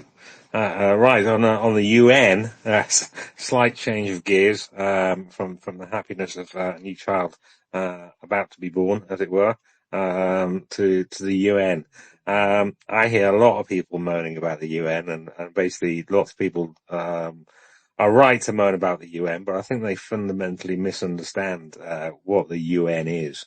It is basically it's like the EU on steroids. So we have problems in the EU because everything's agreed by a big committee, basically, and actually it's the same in the UN except bigger. Instead of being 27 members, you got 188 members. So I think people's expectations of what the UN does, what it can do, are too high. It's as simple as that. I think people expect the UN to be kind of the world's policemen and the world's judges and the world and basically are going to make the world a wonderful place. And that's naive in my view. That's not what the UN is. The UN is basically a talking shop for lots of different countries to come and try and sort through their problems, or at least on paper, try and sort through their problems. Oh, I can see Milo's requesting again. Let me action that one. Which doesn't mean to say that they are going to sort through their problems. The way I look at the UN is kind of, or the method that I use of looking at the UN is there's this thing called the Democracy Index that comes out every year, and it grades countries on what kind of governments they have and what kind of systems of governance they have in place. And you get the countries like the Nordics are usually really high up and near the top. They're very, very democratic countries. And then at the other end, you have autocracies and places like Iran and Somalia and all these dodgy countries with shit forms of governance. Now, a lot of all these countries have basically got a seat in the General Assembly of the UN, and they've all got their points of view. Some of their points of view are nice and Western liberal, and all that. Basically, the countries in Europe and America and Japan and Australia and places like that. But then you got all the other countries as well. A lot of African countries, a lot of South American countries, a lot of other dodgy countries, which are basically authoritarian, and they're all graded. They're all given a number. And so from my point of view, the UN, what to expect from the UN, I'd have a look at the middle countries, so the countries which rank in the middle of the list of those 180s from the democracy index point of view. So you got countries in the middle. I'm going to have to bring this up actually to have a little look and see what it is now. Democracy index. So I'm going to have a little look and just to see what that would be. So there's about 180 countries. Where's my list? So there's the list. So at number 73, you got Papua New Guinea, which is called a hybrid regime. So it's not democratic. It's not full authoritarian. For instance, you got Vietnam, which is ranked 133 on the democracy index. That's an authoritarian country. So in the middle, you've got countries like 88th is Bosnia and Herzegovina. That's one of the countries on the Med near Serbia. You got Armenia as well in there, which is 82nd. You got countries like Croatia, which is 56. So some of those middle countries. You got Romania, which is 73rd. And that's classed as a hybrid regime. That sounds a bit dodgy. But Argentina is 54th, which is graded as a flawed democracy. So you got these different types of grades. Let's have a little look. Let me sort this in. So Afghanistan is at the bottom. I just saw that. Let's have a little look. So I've just ordered this by regime type. So out of 167 countries in this democracy index, at the bottom you've got Afghanistan, you got Myanmar, you got North Korea, and you got Central African Republic, Syria. And so it goes from 67th all the way up to, I'm still scrolling up, all the way up to, I'm still scrolling up to 108th out of 167. 108th, Mauritania, and downwards, including Lebanon, Algeria, Kyrgyzstan, Palestine, Mozambique. They're all labeled as authoritarian states. They've got less than 4 out of 10 from a democracy point of view, from a democracy index point of view. And then you have these ones. So 107th is Angola, 106th is Nigeria, Ivory Coast, Turkey. These are all hybrid regimes, so a little bit of democracy, but not a hell of a lot of it. And that goes up to 72nd out of 167. And that basically, a hybrid regime is kind of your median country. That's how they're governed. And then you've got 71st, is where they start this new regime type of flawed democracy. So you got Moldova, Lesotho, Guyana. Sorry, anybody in these countries who don't feel as though you should be. I mean, Romania, I wouldn't class as a hybrid regime, actually. But according to this democracy index, it is. Moldova is actually one step ahead of Romania in that one. So sorry, Romanian people. You got Serbia, which is a flawed democracy at 64th. Bulgaria is 61st. Let's have a look. I'll tell you the top one for my audience here. So Norway is in the full democracy category. So let's just have a look where full democracies start. Flawed, full democracy. So there we go. So full democracy starts at 17th place. So there's only 17 full democracies out of 167. And I think the problem that a lot of people have with the UN, especially from one of these 17 full democracies, which is the UK is at the bottom of full democracy in 17th place, actually. And you've got Switzerland, Sweden, Spain, Portugal, Norway, the Netherlands, Luxembourg, Ireland, Iceland, Greece, Germany, Finland, Denmark, Austria, Canada is 14th. Mauritius is 20th, is in 20th place, full democracy. Uruguay, Costa Rica, and then you've got then you've got Norway at the top. Have I got Norway at the top? Hang on a second. Yeah, Norway's at the top. And followed by New Zealand, followed by Sweden, followed by Iceland. So when you're looking at the UN and the kind of decisions that the UN is going to make, this is kind of my point. Sorry, I rambled a little bit. The decisions that are going to come out of the UN are going to be kind of the average of all the countries. So those that are totalitarian down the bottom all the way to those who are full democracies at the top. The average decision that's going to come out of the UN that you can probably expect, you can hope for, it's going to be a full democracy type thing, but that's not what you're going to get. It's going to be some of those countries in the middle. So those countries in the middle of 167 would be Armenia, Madagascar, Mexico, Fiji, Ecuador, Tanzania, Hong Kong, those kind of countries, hybrid regimes.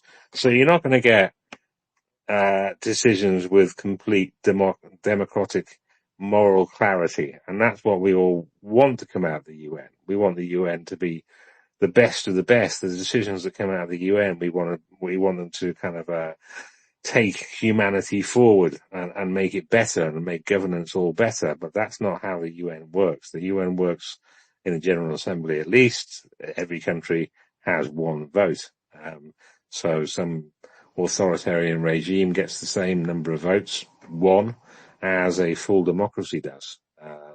And if those authoritarian regimes gang up together, and there's a lot of those compared to the 17 full democracies, then they basically outvote at the General Assembly what the full democracies can gather together votes wise.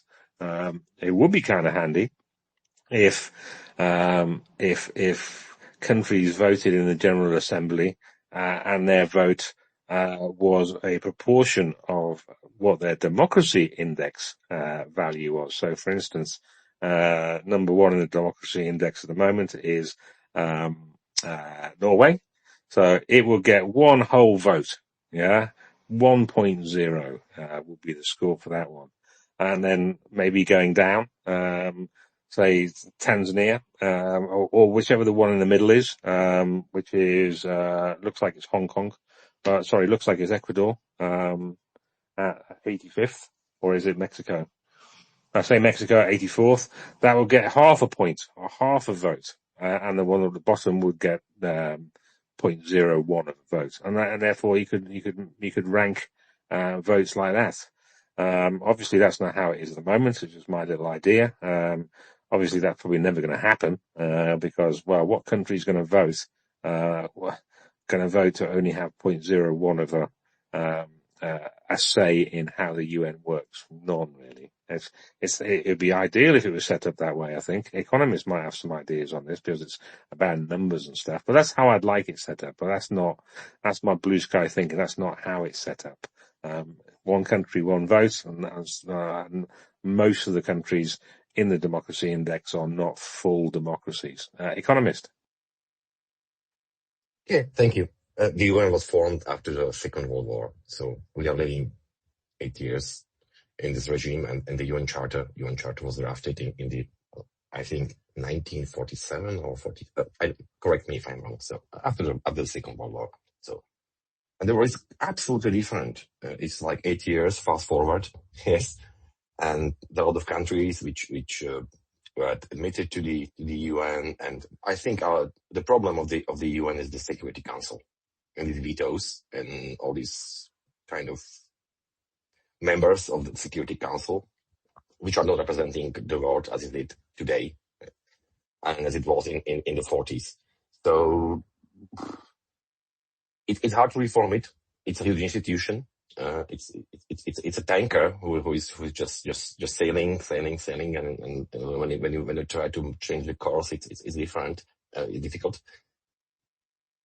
That being said, I think UN is important. It's a debate club, I would say. But where is the main problem? That all these resolutions of the Security Council and all this international law is a nice thing to have, but somebody needs to enforce it.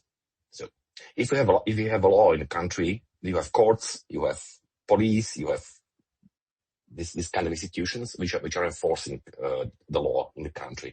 But international law doesn't work like that. So it's you need some countries which example is the invasion of Kuwait. When a coalition of countries came to help Kuwait, the Security Council voted that this was an invasion by Iraq and so on, and the other countries came and did something, liberated Kuwait. But this is the problem with international law. Yeah, agreed. International law is only as strong as you say, the people willing to enforce it. And there's no. It's a paper pushing exercise, as you say. It's a debating shop, and international laws, and especially with the Security Council as it was made up. I mean, the Security Council is made as it is basically because the winners from World War II decided to give themselves veto power, a seat on the Security Council and veto power. So what have we got? We got the US, Russia, China, the UK, and France. I think are the 5 veto members of the Security Council. So going back to the Iraq War 1, the invasion of Kuwait, all the Security Council members either voted for it or abstained. I think they all voted for that. Therefore, what was that? Resolution 1441, I seem to remember, from back in the day, if that number's correct. But I mean, if you got some Security Council, some veto-wielding Security Council members who want to do something dodgy, like Russia, which arguably shouldn't have a Security Council seat because, well, it was the USSR that actually Absolutely. They had just the seat. hijacked this seat in I think they have no legal, I would say, it was the Soviet Union, which was the member of the Security Council, but, Soviet Union dissolved in 1991. And somehow Russia wasn't, admitted that, this is the same thing. Let's grant them this seat in the Security Council. And we'll see right now how it looks and how it works. It's just a disaster. Yeah, I mean, I view the USSR as like a giant Yugoslavia, and when the USSR broke up into a smaller bit, as it were, just like when Yugoslavia broke up into a smaller bit. The Yugoslavia or one of the states that came out of Yugoslavia didn't get the Yugoslavian vote. It got its own seat in the UN, just like former USSR states became sovereign and got their own seats in the security in the UN as well. And I do think that, and it has been said by a lot of people, when the USSR kind of broke up into the Russian Federation, then it should have just been a member of the General Assembly as a country, but forfeit its Security Council seat because it was no longer the USSR. But I think at the time, I don't know, I wasn't really interested in politics much at the time. I think I just moved to Luxembourg at that point, actually, so I was kind of partying a lot. So yeah, I don't know how they've managed to wingle that one. I mean, well played by them from their point of view. Oh, Batnik Soup, I can see you as listener, but you got your hand up, which is a bit odd. But anyway, go Batnik Soup, if you can. Oh, you're speaking now. Yeah. Thank you so much. I think the whole thing with breaking up the Soviet Union was that there needed to be like some like consolidation of power in that sense, because you need to remember the USSR had made all these treaties, and what basically became the viewpoint was that Russia is a successor of the USSR in this sense, so Russia is also bound to all these treaties that we made in the past. So that, I think, was the atmosphere of thinking back then. And one famous example of this are the Helsinki Accords, and they were made in 1978. And the Helsinki Accords basically are about sovereignty of European states, and it was basically like a move between European countries and the USSR back then to make the relationship a little bit better. And what did they agree on? They agreed on that every state could have their own sovereignty. They could make their own choices in military and economical alliances. And we see, for example, also that Russia is an inheritor of this kind of treaty. So in general, you can say that this has played both ways. And Russia is always the first one to claim the benefits out of like this absolvement of the USSR. So they always say, like, okay, yeah, we want to keep that vote in the Security Council, that unanimous vote that can block everything. But at the same time, you see that they always forget the other responsibilities that they also have, because they did sign a lot of treaties over the years between like the 1960s and the 1990s. So yeah, it's a bit double. But in my eyes, you need to see it from that kind of perspective. Back to you. And that does make a lot of sense as well, trying to roll over the treaties and whatever. That they then pick and choose which ones they abide by as well. So, yeah, you got to give it to the Russians in there. They played that card kind of well, should we say, to the detriment of everyone else.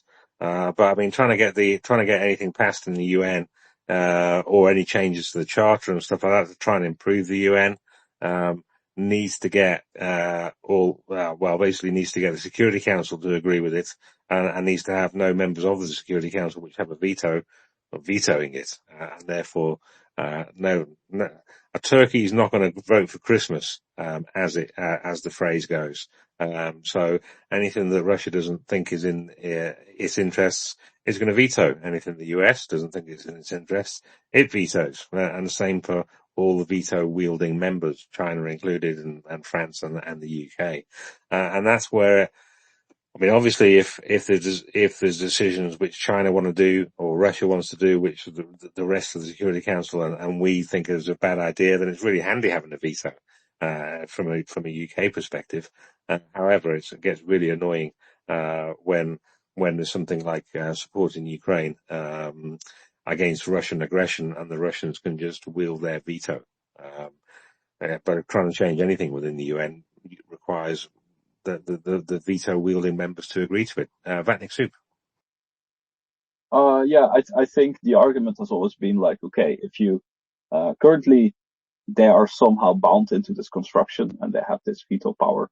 The argument has always been like, okay, if we don't give them the veto power, take for example also the US, then they wouldn't have even joined the United Nations, or they would have ignored everything in another way anyway.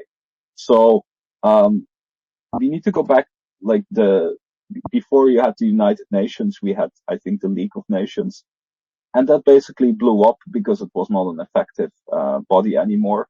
And I would contend that currently the United Nations is also heading that way, because these big powers are more and more pressing to their own interests. I mean, you see Trump saying that he wants to yield power over Greenland or Denmark or Canada, etc. Like, technically that shouldn't be possible, but nowadays this power balance has been disrupted, and now we see that the United Nations is just a paper tiger, and it will take some time, but I think it will. Yeah, it might absolve again. That's what I see happening for the future.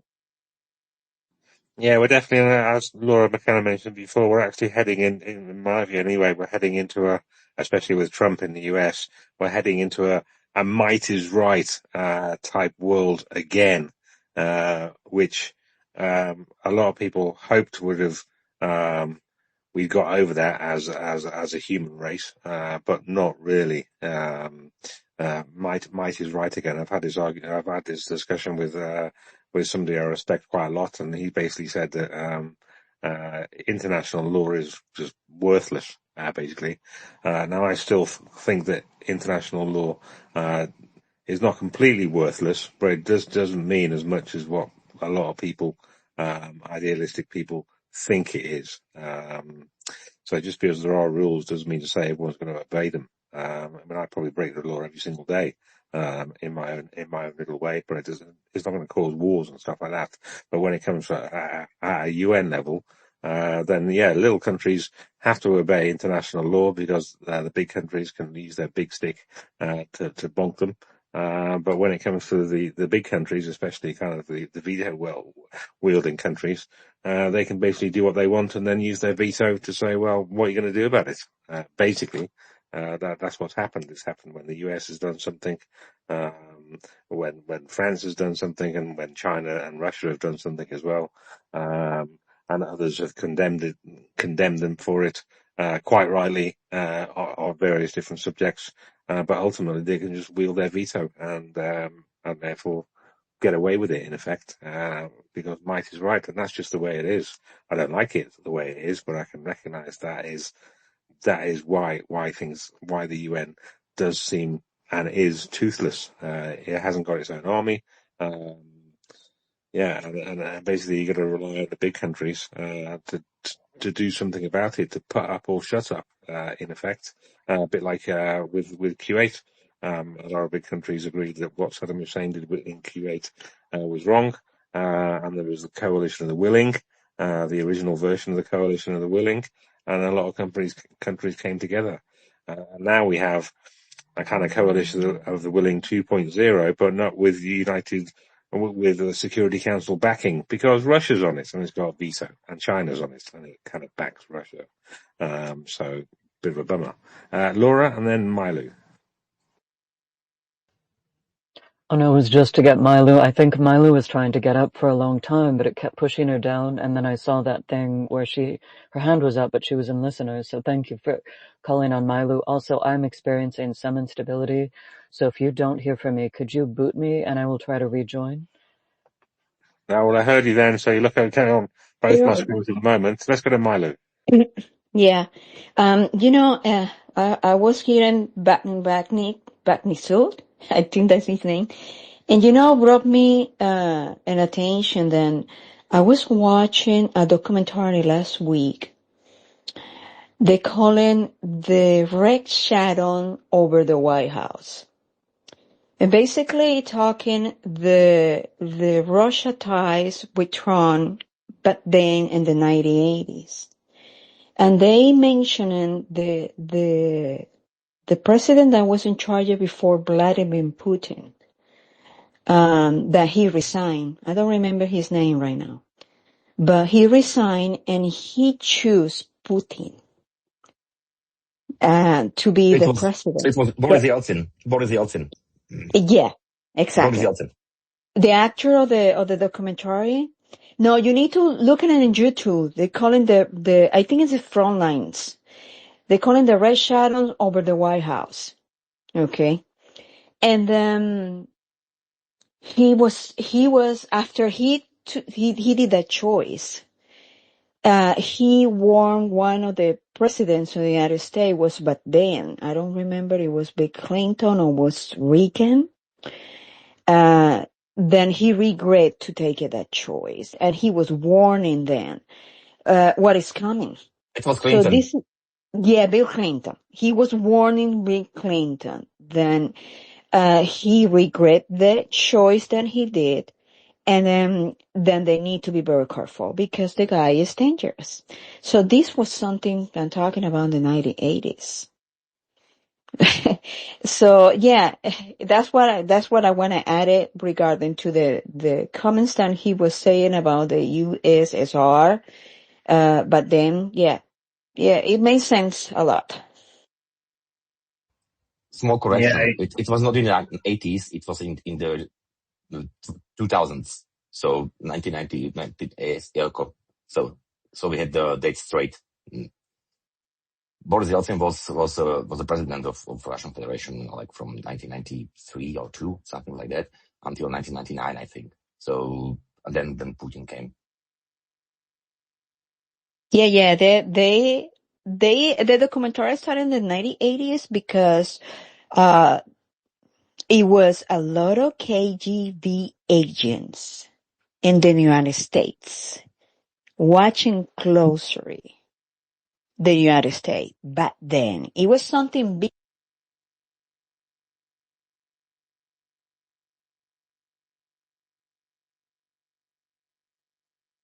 Oh, was that me? Sorry about that. I don't know if that was me or not, actually.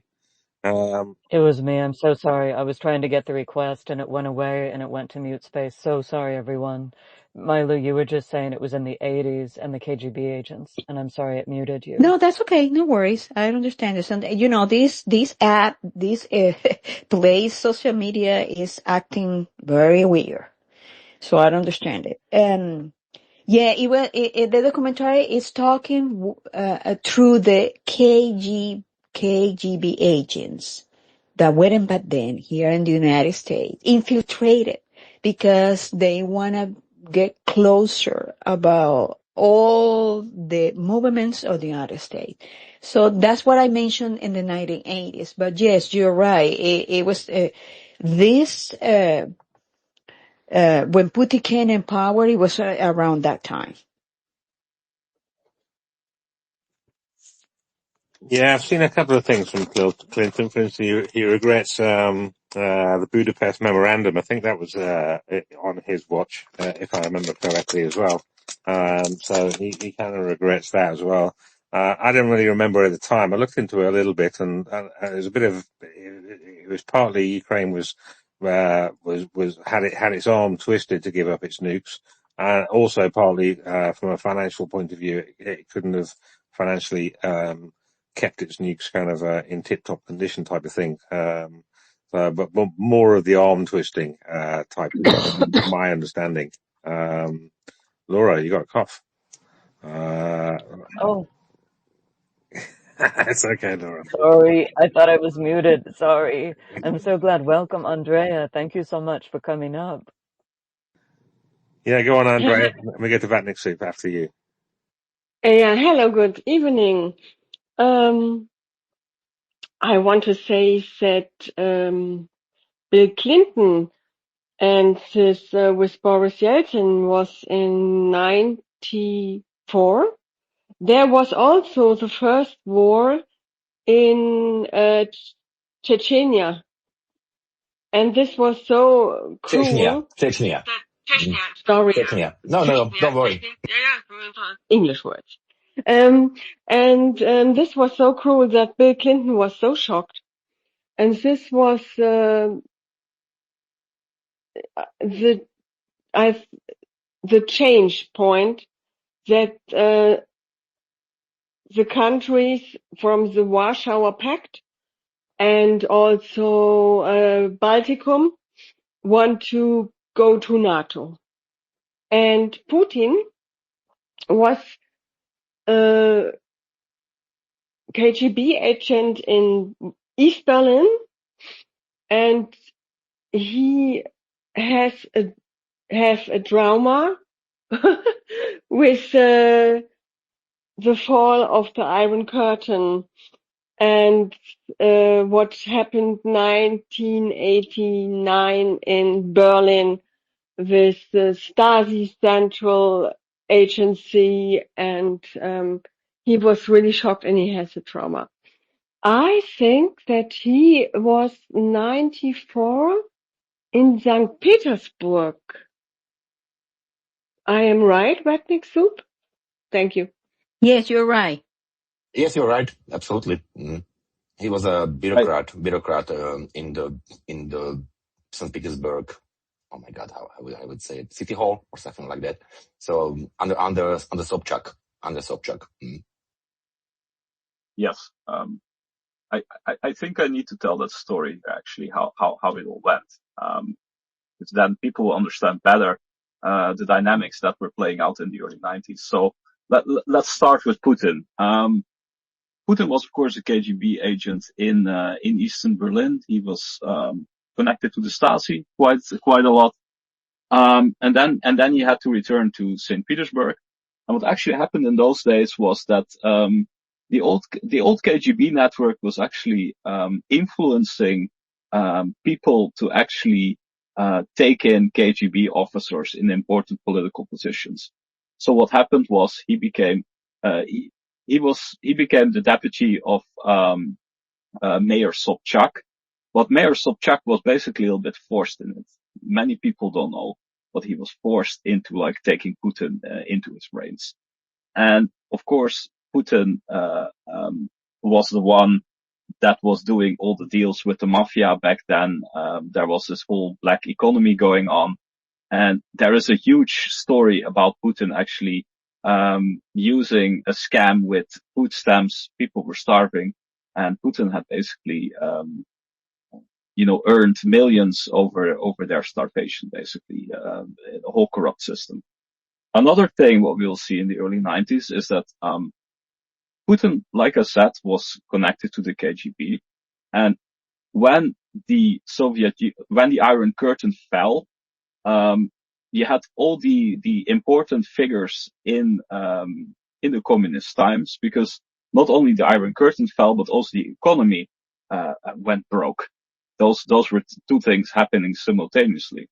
And what had happened, a lot of important figures in the Soviet Union had they wanted to ensure their riches, and they had all put their riches in the Rossiya Bank. And here comes the interesting part to play. The Rossiya Bank was actually, there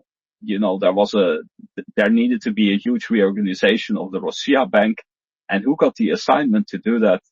Vladimir Putin. And Vladimir Putin gave the assignment onwards to one of his friends, Yuri Kovalchik. And what was important for those old Soviet staff, that their money was safe. They didn't want all their fraudulent actions going out, because there was a lot of dubious transactions getting money into the Rossiya Bank. So what does Kovalchik do? He actually looks away completely. He reorganizes the bank as he is ordered to do. So he modernizes it to the new capitalist system. And basically, Kovalchuk gets, in return, he gets a stock portfolio just for the assignment, which is out of this world, if you would look at the wealth he got compared to the job he had to do. So what does Kovalchuk later do? He bankrolls Putin's, political career. So Putin had a lot of, finances from Kovalchuk, from that money. Later, of course, Putin, when gets into power, he does something back for Kovalchuk. He gives Kovalchuk all these favorable deals.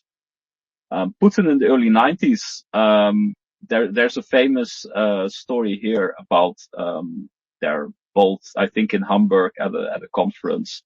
And at that conference also present is Leonard Mari. And Leonard Mari is the president of Estonia at that time. And Mary basically warns for the Russian imperialism that is going on at that time. He warns that Russia has not changed its face compared to the USSR times, and still has the same ambitions. And who is in that? Who is there as well? Vladimir Putin, who storms out angrily. So you need to understand that, like, from the early days on, Putin already had this, like, dubious reputation, in many ways. So, he always was a crook. I mean, we can, I'll quickly explain one more thing. Sorry for my long story, but, eventually Putin, Sobchak loses the elections in 1994, in St. Petersburg, and with him, Putin loses the elections because he was his number two. So what happens? He needs to go. Putin realizes, I should go to the Kremlin. Luckily, I still have some money. I still have some influence. I know some people at the KGB, so that will make it easier. And because of this, he actually gets how to say, a connection with Yeltsin. So he's able to connect with Yeltsin, and at one point, the fact where Putin actually becomes really important, and what is big breakthrough is in Russian politics in that area is basically this: Yeltsin had a problem. The problem of Yeltsin was that he made some dirty deals with the local oligarchs. And the oligarchs basically were buying up these state companies for way too cheap. And how did this happen? You had state auctions. So at state auctions, companies were sold off. And what had happened in one case, there was a Russian party represented by a consortium connected to Roman Abramovich. And there was a Chinese party involved wanting to do a bit. And what happens just before the auction start, the Chinese party gets kidnapped, so he can't participate. So what happens? Abramovich, because the auction still is going on, and Abramovich basically gets the company twice as cheap, and we're talking billions here. So a big benefit for him. But what happens, of course, is later a state prosecutor starts looking into that case and says, like, okay, there's a lot of irregularities that happened here. We need to investigate if something fraudulent that happened here. And of course, Yeltsin, who had backed up Abramovich, started to feel the heat. So what does he do?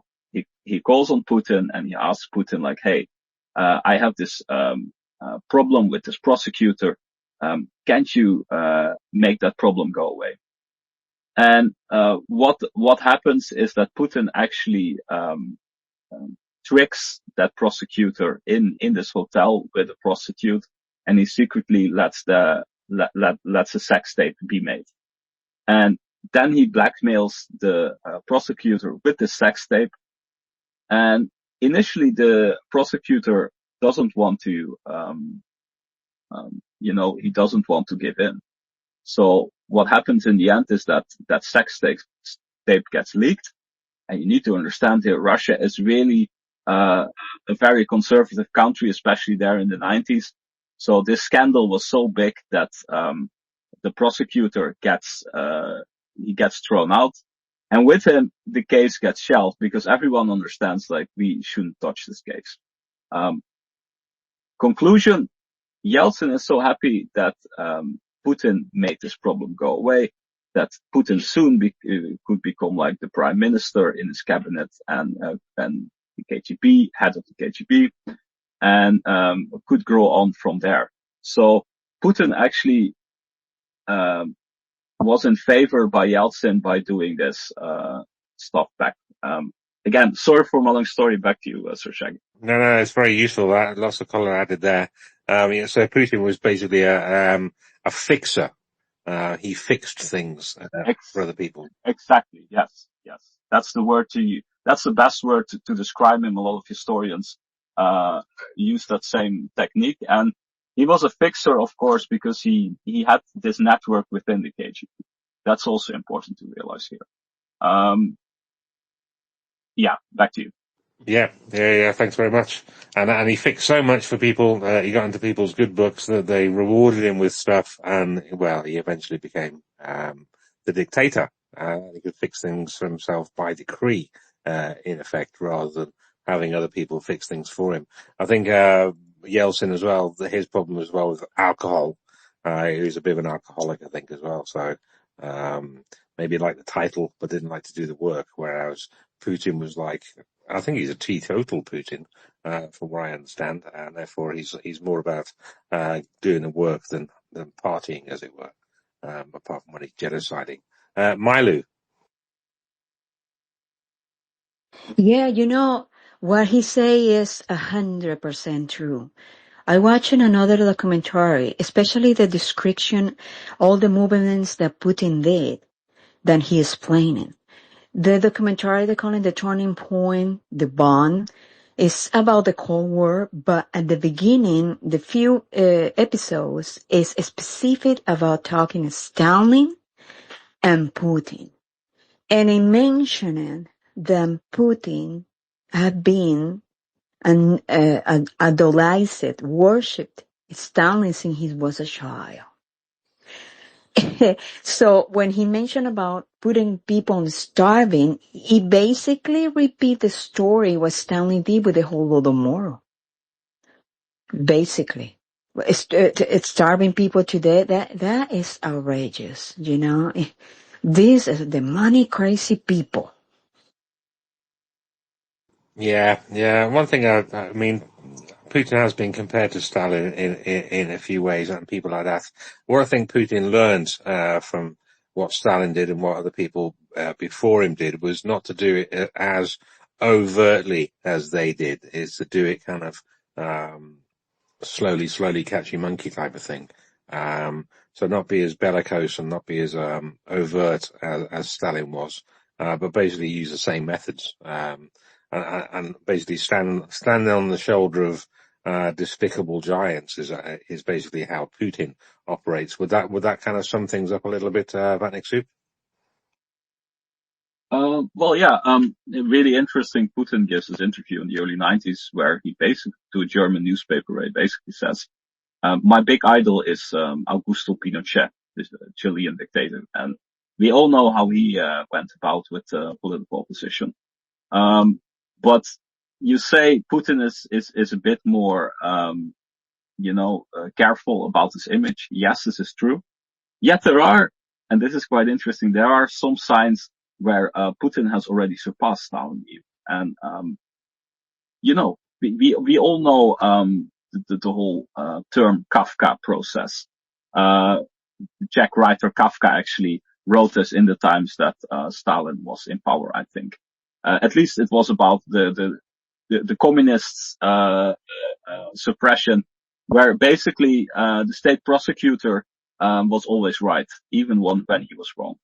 And in those times, the state prosecutor under Stalin lost about, I think, 1.5% of the cases. So it basically meant once a state prosecutor prosecuted you, you were screwed. The interesting part is that nowadays, under Putin, this percentage is even lower. It's somewhere around 0.4%. So 99.6% of all the cases where the state prosecutor starts a case, they win. And that says you all about the audacity of the whole regime. That, you can't be wrong. And we've seen this all over and over again. The biggest war criminals get whitewashed, and if you stand there with a blank piece of paper, you can be thrown in jail for 7 years, because it even suggests that you are protesting. So, in that way, I would say Putin has shown the same audacity. In other ways, I think the main difference with Stalin is, of course, the camps. We haven't seen those gulags fully reinstated, but we've seen a smaller version of it. Back to you. Yeah, I agree, and that's kind of what maybe I meant by more overt. So Stalin was more brutal on the surface, whereas Putin is still brutal but sneakier about it, or at least he was in his early years, and it's coming more to the fore now that he doesn't give a shit, and bombing civilians and all that kind of stuff. But for much of his career, as it were, in Russian politics, he's been really quite covert about it. Probably to do with his KGB background of being a sneaky fucker, basically. Thoughts on that, Vatnik Soup? I would say it's not only Putin. It's a whole network behind him, and that's something we need to understand. We all point to Putin because he, in essence, has been so successful over the decades in staying in power. But the irony of it all is actually that the KGB was always planning this power grab. And I will refer to like the elections when Putin was really voted in as president. The biggest opposition that Putin had in those days were Suganov, who was the leader of the Communist Party, and a group of politicians under Primakov. And Primakov actually was also in 1994 head of the foreign intelligence branch of the, I think it was just renamed FSB, but formerly KGB. So yeah, the Russians basically had a choice. Who do you want to vote for? A KGB agent, a communist leader, or another KGB agent? That was their choice in 2000. Besides some really less relevant parties. So Putin is not alone in this. And Primakov, actually what happens is that Putin gets into power, and one of the first things, what happens within a year is basically his party merges with the party from Primakov. So talk about the consolidation of power. Another thing I want to point out is I would say Putin's most loyal classmate, because we always talk about Putin, but there are basically four figures. You have Sergei Naryshkin, you have I think it's Alexander Bortnikov, and you have Patrushev, Nikolai Patrushev. And those four were classmates, hired by Yuri Andropov, the KGB boss in the 70s that later, even in the 80s, became the head of the USSR.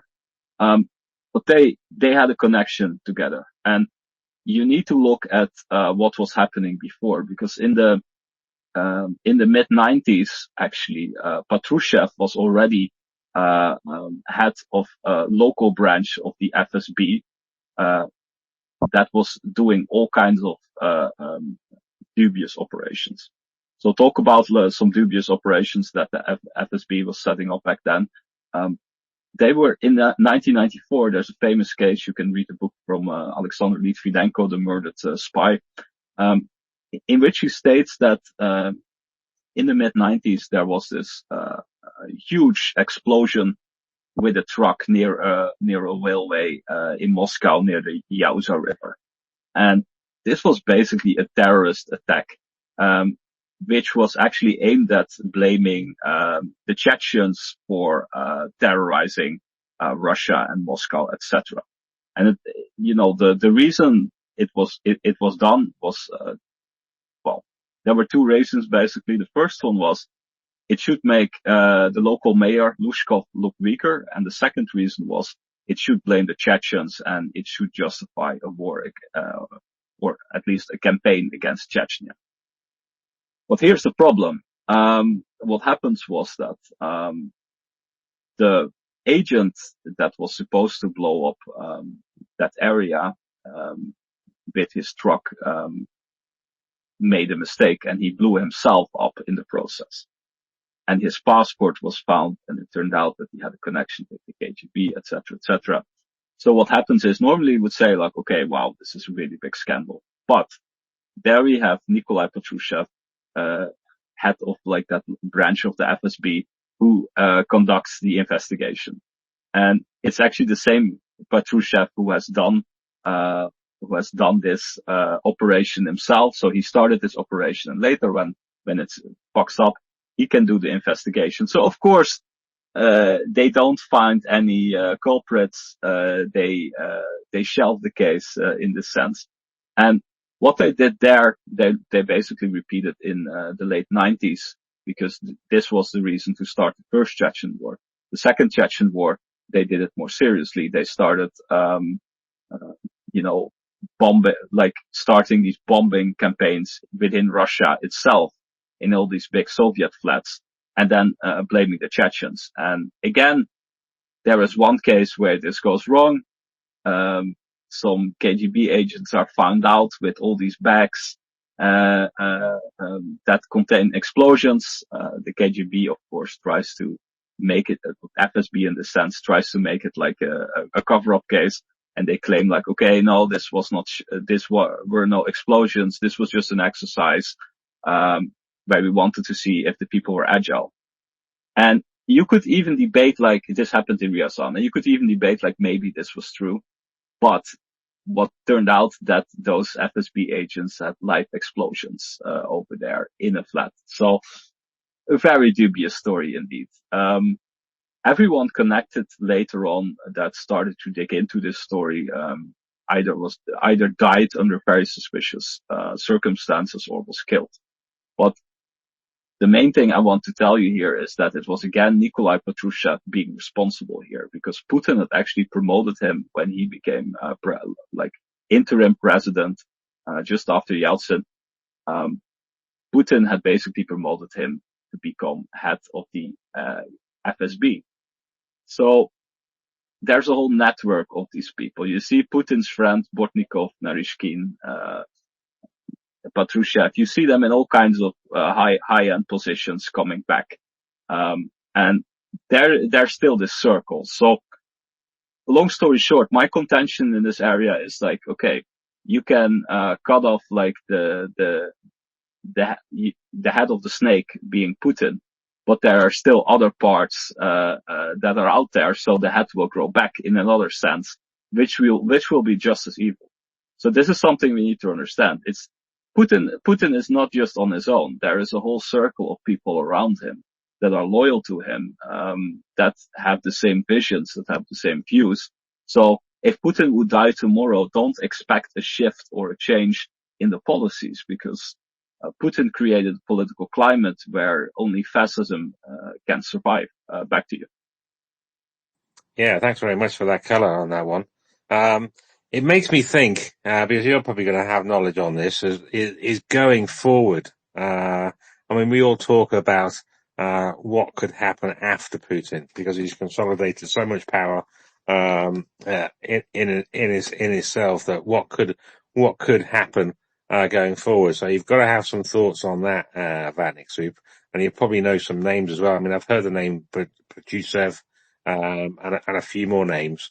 But that kind of thing. I mean, any thoughts? Any thoughts on that? If Putin popped his clogs tomorrow, who are the people behind? Who are probably not kind of well known to people like me. I mean, I know Medvedev, but I don't think he's got a hope in hell. But there's other people in Putin's circle who have played the long game, basically, haven't become too powerful and contradicted Putin. Otherwise, they would have been offered the tea or the window, as it were, but are still there biding their time. Who do you think's sat there biding their time? And if you can give like a little breakdown onto those characters, if you know, I'm assuming you do know. Yeah, I've been trying to answer that question for a long time. First thing we need to understand about Russia is it's basically a mafia state. And what does this mean? If you wanted to become rich in Russia, you basically had to get involved in some corrupt deals yourself. So this basically means that everyone within the system has some skeletons in the closet that they don't want other people to find out. So first things first, what's really important is that people are, once there's a power grab, people who still have considerable power now or considerable wealth want to be sure that they can keep that wealth, that they won't be prosecuted, that their dirty deeds won't be exposed, what they did in the past. So that's a very important thing. Any political figure who wants to go and clean up Russia, like for example Navalny was always proposing, basically doesn't stand a real chance unless there is a people's uprising. But in any other situation, he doesn't stand a chance because, as Machiavelli would always say, you either need the backing of the nobility or you need the backing of the local people for a revolution. And the nobility, in this case, the oligarchs, etc., they will only back you if you give them the securities in the system that they can stay who they are. So this brings us to like the other questions. Like, well, I think like there are a few people who are powerful, I would say, in Russia, and Patrushev is one of them. And power actually doesn't always present itself in the most manifest position. So what actually happened was that Nikolai Patrushev he basically took a bit of a shadow position right now. One that is not so important. Before he had a really important position in the intelligence services. Now he has something far less important. But then again, his son has a really important position as a minister in Putin's cabinet. So you see how the legacy continues there. So I would still say that Patrushev would maybe yield some power. Then there is another figure which I talked about before, Yuri Kovalchuk. Again, Kovalchuk is one of Putin's best friends. So in the COVID period, when Putin was scared of all these infections and nobody could visit him, Kovalchuk was the only one who could still visit him. And Kovalchuk, like I said before, he bankrolled Putin's political career back in the day. So Putin might want to do him some favors.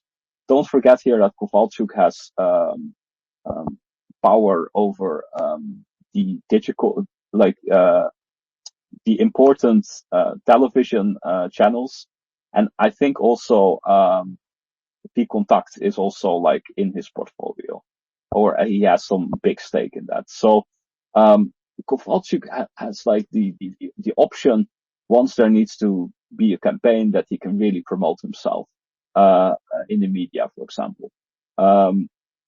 So yeah, Kovalchuk has some power as well. Then we need to also think about what is less likely to happen. Putin has always feared the military coup. So Putin has studied like all these dictators in the past, and he has always been afraid that the military would do a power grab. So what has he done with the military? He's basically structured the military that it's very hard for them to organize a coup. Another aspect in this sense is the prominent position for a person like Shoigu. So Shoigu had never served one day in the military itself, but still he has all these medals and he's the highest commander of the military. And it's a bit of a charade, if you would say, because it's a bit of a joke to the military in general that Shoigu had this high of a position. But it basically also showed that Putin was smart enough that he rather puts a fool like Shoigu there with lacking all the network and the capabilities to even start like a power grab. Another thing that Putin has done really smartly is he has installed the Rosguardia under his personal command, and this actually goes back to a tradition that is already present in the first Tsar of Russia.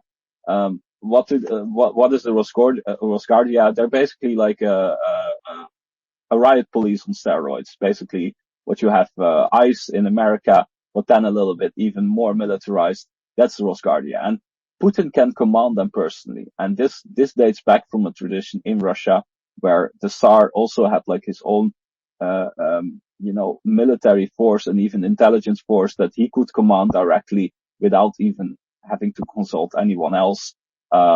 Without even having to connect to any military figure, for example. It's like a presidential guard or a Praetorian guard that the Romans used to have. Yes, exactly.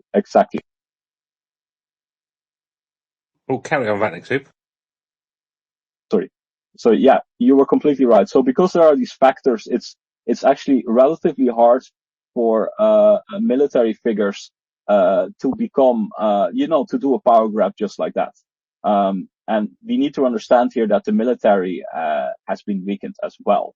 What we did see is, of course, when Prigozhin had his first small stint going to Moscow, that there was this initial fear because there was not enough military power in Moscow actually to withstand the Wagner group. There was this big fear among Putin. So what happened? Medvedev flees to Oman, took the first flight to Oman. Putin actually was fleeing to his bunker, as the rumors go, and Moscow was to be defended by the Rosguardia and by FSB officers that were giving like weapons but they didn't have the military experience actually, and police officers and people like that. So this actually proved that there was this weakness. But then again, you do need to realize what is Putin's strength. Putin's strength is the secret services and the fact that he can basically command the biggest hit team of the world to hit you. So why did Prigozhin didn't push on to Moscow? Why didn't that happen? The reason actually was that the people that the sub-commanders of like the Wagner group that Prigozhin was commanding were getting all these phone calls from their family members that were at that point being threatened by the FSB. So they basically got the message: go on to Moscow and we kill your wife or your daughter or your other children, or we will imprison them, or you will never see them alive, etc. And that's why actually those commanders didn't want to push through anymore with the whole stint to Moscow, and that's actually why it was stopped in its track. So this power is something that Putin still has. This is also my contention. When people say, "Oh, the oligarchs are more powerful than Putin," no, it's the other way around. The oligarchs have always bent to Putin's rule from like the early 2000s on, and the reason is that they're really afraid of these,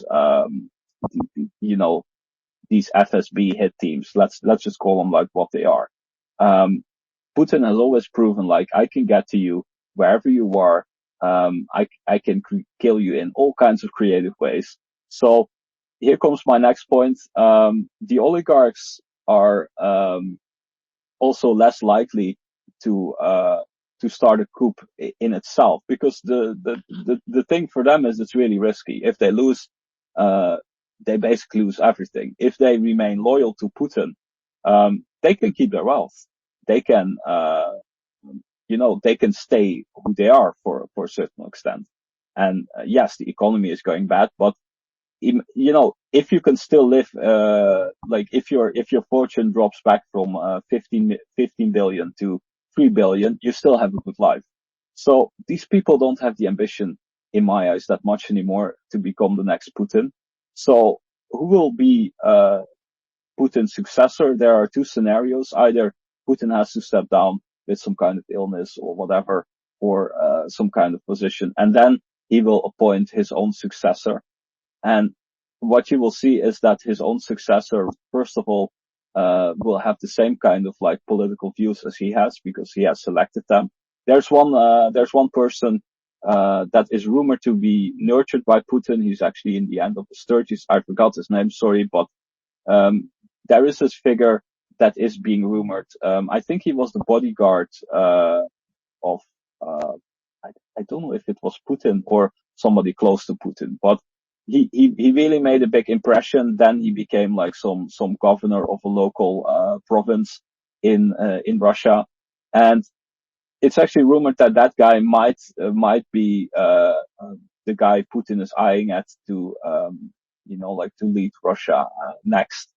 Because we need to understand Putin is busy with like creating his lore, his role in history, his role of the empire. So what Putin will never do is he will never appoint a person who will give in when it comes to territory, or he never wants to have the responsibility of a person who will make a bad compromise. So you will have another imperialist figure. Then there is the other scenario, and this might happen when there is some turmoil. For example, when the economy goes so bad that there are figures that start to protest. Let's say the Russian people start to protest in a bigger way because they start to feel the economical pain of this all, and this might happen maybe within a year. We don't know, but in that sense, it's really like, anything can happen. Then it's just the question who will jump into this power vacuum. And I personally say, for me, that's a really hard question to answer, because Russia, in that sense, is so unpredictable that anybody could take a chance. The reason why Medvedev is not an option is because Medvedev basically has he lacks credibility at this point. Everybody sees him as a drunk figure who doesn't have the discipline. And this is particularly bad for people who are in the KGB, because who had KGB training, because one of the characteristics is that you need to be disciplined all the time. You need to have yourself under control, and being drunk is not a characteristic. So this is also one of the reasons why Medvedev was demoted, because Putin couldn't, it was his personal friend.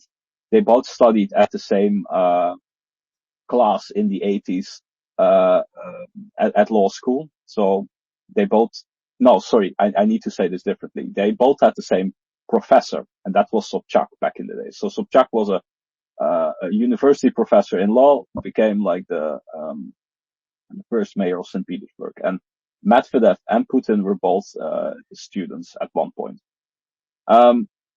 Yeah, I'm gonna wrap it up here. Sorry. So this is something we know that Russia will, maybe make strange choices. Another one thing that I wanted to rule out is Kadyrov.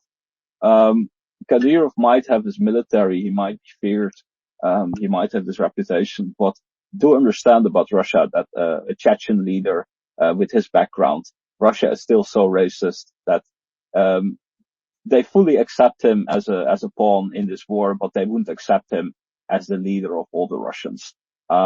That wouldn't be accepted by the people. Back to you. Yeah, thanks a lot for that colour.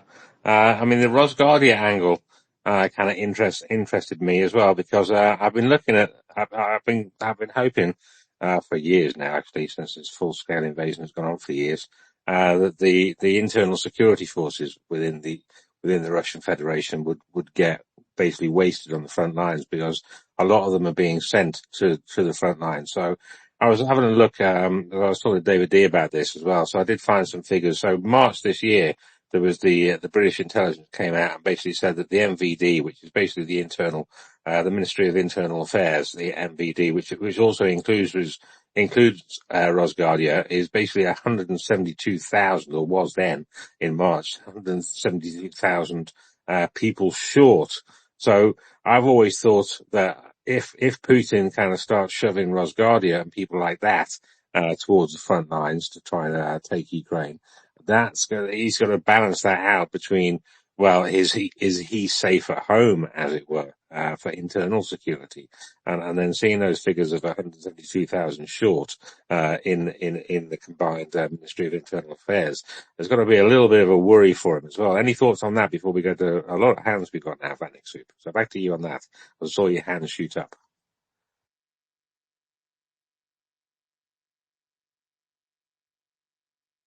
Are you there, Vatnik Soup? Okay, well, I can't hear you, Vatnik Soup. Let's go to Mailu, and then Andrea, and then Economist. Oh, you're back. You're there, Vatnik Soup. Yeah. My apologies. My connection was bad. But just to talk about like the internal fear Putin has. Again, he will keep the Rosgardia up to scale to some part. There are some problems with the Rosgardia, but it's not like they are totally incapable. Just one small detail. Putin also has his personal staff. And his personal staff also consists of, I think, it's up to like 2.5, 3,000 people. And we're talking about people who clean like his areas, personal secretaries, cooks, etc. And Putin actually replaced all of them at the beginning of the war. So that's how fearful he was about like having this internal coup happen, where people might flip over a person who does close services to him and make him let him be poisoned or whatever. So again, that shows you that Putin also considers the risk of like being really close and then a person getting to him. Back to you. Yeah, thanks a lot. Yeah, he's definitely paranoid, and probably for good reason, actually. Mailu, then Andrea, and then Economist. Yeah, it's paranoid. Yeah, that's what it is. Bannister, thank you so much. I love this kind of history class because for me, it's better the facts from history than the fact that somebody else say it, you know? So thank you so much. This is a very, educated, exposed, speech that you just say. And then, when you mention about Putin and how he circle around and what they're waiting for, who's going to be next and blah, blah, blah, it remind me of Venezuela. Sadly, in Venezuela, that's what happened. After Chavez died, he said to Maduro, you're next, you're in charge. So, and it's worse. It's worse than Chavez. So Venezuela, the situation right now is very, very bad. So thank you. That was very educated. Yeah, thanks a lot, Milo. Yeah, it was. Vatnik Soup knows a lot about this, and I quite like having him up when we're talking about this kind of stuff, because he adds a lot of deep colours to it. Andrea, and then Economist. A huge thank you, Red Soup, for this history and realistic about this times. And I want to say to Medvedev, because Yeltsin was seen in the past, in the 90s, really as a joke figure, because he was so often drunken and he has really alcohol problem that and nobody took Russia in these times serious because he was just a joke figure, always drunken. And there's many stories about this in Mary Serotti's book, Not 1 Inch, America, Russia, and the Making of the Post-Cold War, about a drunken Yeltsin. And this is a book tip for the audience here. from Mary Zerotti. Thank you, Wetnick, for this big rant. Thank you. Yeah, rant. I don't know if that was the right word for that. Monologue, perhaps, but interesting monologue. Very interesting monologue, Vanek Steve. So thanks for that. Hang around. Economist. Absolutely amazing summary from that. I just want to add, you forgot to mention Viktor Zolotov, which is the head of Rosgvardia, which is also the part of this Patrushev, Mortnikov, and all these guys, which are the inner circle of Vladimir Putin. I just want to add that. Say he's also an important figure in this regime.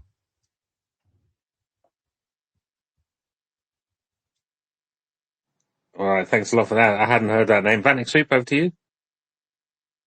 Yeah. He's completely right. I wanted to, one thing that really annoys me is that people make this like comparison, like, oh, Yeltsin, he was relatively a good guy, and Putin is the complete bad guy. We need to step a little back on everything that happened in the early 90s to even make that judgment, because what actually happened in the early 90s was that Russia straight away chose for imperialism. And we saw this, of course, when they invaded Transnistria for a part. They even had their first general, I think it was, sorry, I need to be sure here. I think, yeah, it was Smirnov. So the General Smirnov actually became like the first dictator of that puppet state. So that happened in the early 90s. We also know, of course, in Abkhazia that they basically used like an internal conflict within Georgia to support some rebels and to basically start a war and create their own predecessor of what we later seen in the Donbas republics. This fake republics that claim to be independent, but are basically dependent completely on Russia. So this is Abkhazia, this is South Ossetia. We also saw that Russia, it had signed all these documents, just saying like, okay, we admit that the sovereignty of Ukraine is guaranteed, etc., etc. And then Russia was so bold that they just in the State Duma, declared the city of Sevastopol, which they were basically leasing. They declared that this city is now permanently Russia. And this happened in 1993. And Ukraine was furious, of course, and they had to escalate this to like to the Security Council. So Shaggy, here we have an example that the Security Council sometimes did work, because there was all this turmoil, but then it was said internationally, like, hey, Sevastopol is Ukraine. You signed this declaration that it is Ukraine. You're leasing it, but it's not your permanent territory. There was, of course, an early coup in Russia in the early 90s, trying to get rid of Yeltsin. And what was it almost worked, but what was the interesting part of it? The interesting part is that there were also tanks ready to go to Ukraine. So these figures that wanted to get rid of Yeltsin, they also wanted to get Ukraine back. So Ukraine was always under threat one way or another. And I think we were talking about the first Chechen war. What a lot of people don't know is that Russia was actually planning to start its first Donetsk and Luhansk project. That's what I call these things. In Crimea, because there was this local leader, this local political leader, Yuri Meshkov, and he declared that the Crimea had nothing to do with Ukrainian law, that they were independent, and that they were actually planning to join Russia. And of course, as you understand, in the background, the FSB was supporting all these plans. They were plotting for all of this. And then the first Chechen war happened, and the Ukrainians were smart enough to, to descend, to get rid of Meshkov with an operation by the SBU. So in the end, that didn't happen. But we need to look at Russia's intentions, where A lot of us have the perception that Russia was rather peaceful after the the fall of the Iron Curtain. We need to remember, for example, what happened in Abkhazia. At one point, there were about 8,000 civilians that were driven into the mountains out of, they had to flee uh, um, because of the offensive operations of both the Russian-supported rebels and the Russian forces itself. And there were 8,000 people in the mountains. And what happens? These people are without food. They are without appropriate clothing. So they are bound to not survive this for a few days. They need to be saved, but they're all stuck there, isolated, and they can't go anywhere. And what happens? Who comes to the rescue actually here? It's Ukraine. Ukraine sends all these helicopters to repatriate these people to safer areas. And it's actually even so that Ukraine gets a compliment from like the United Nations, because they basically stated like, yeah, we thought it was impossible to organize such a mission on such a small time frame, but the Ukrainians did it. And if you understand this, you also understand why local Georgian people and the Ukrainians are relatively close. It's because of shared history like this. Back to you. Oh, thanks a lot. Yeah, it does make sense, and yeah, there's definitely. I mean, I didn't know much about Ukraine before the full-scale invasion. I have to say, I was too busy clubbing basically for 20 odd years. But since I looked into it as well, so there's been like stepping stones, hasn't there, from Russia, and it kind of makes me think that the Eastern Europeans, what I call the Eastern Europeans, are 100% right about Russia.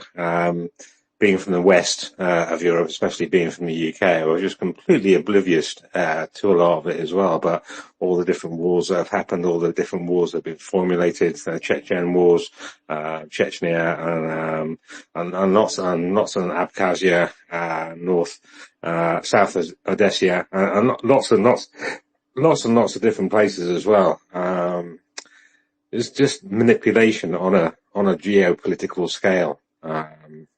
It's quite fascinating. Laura, have you got any thoughts on what's been said so far? There's been quite a lot said so far. Are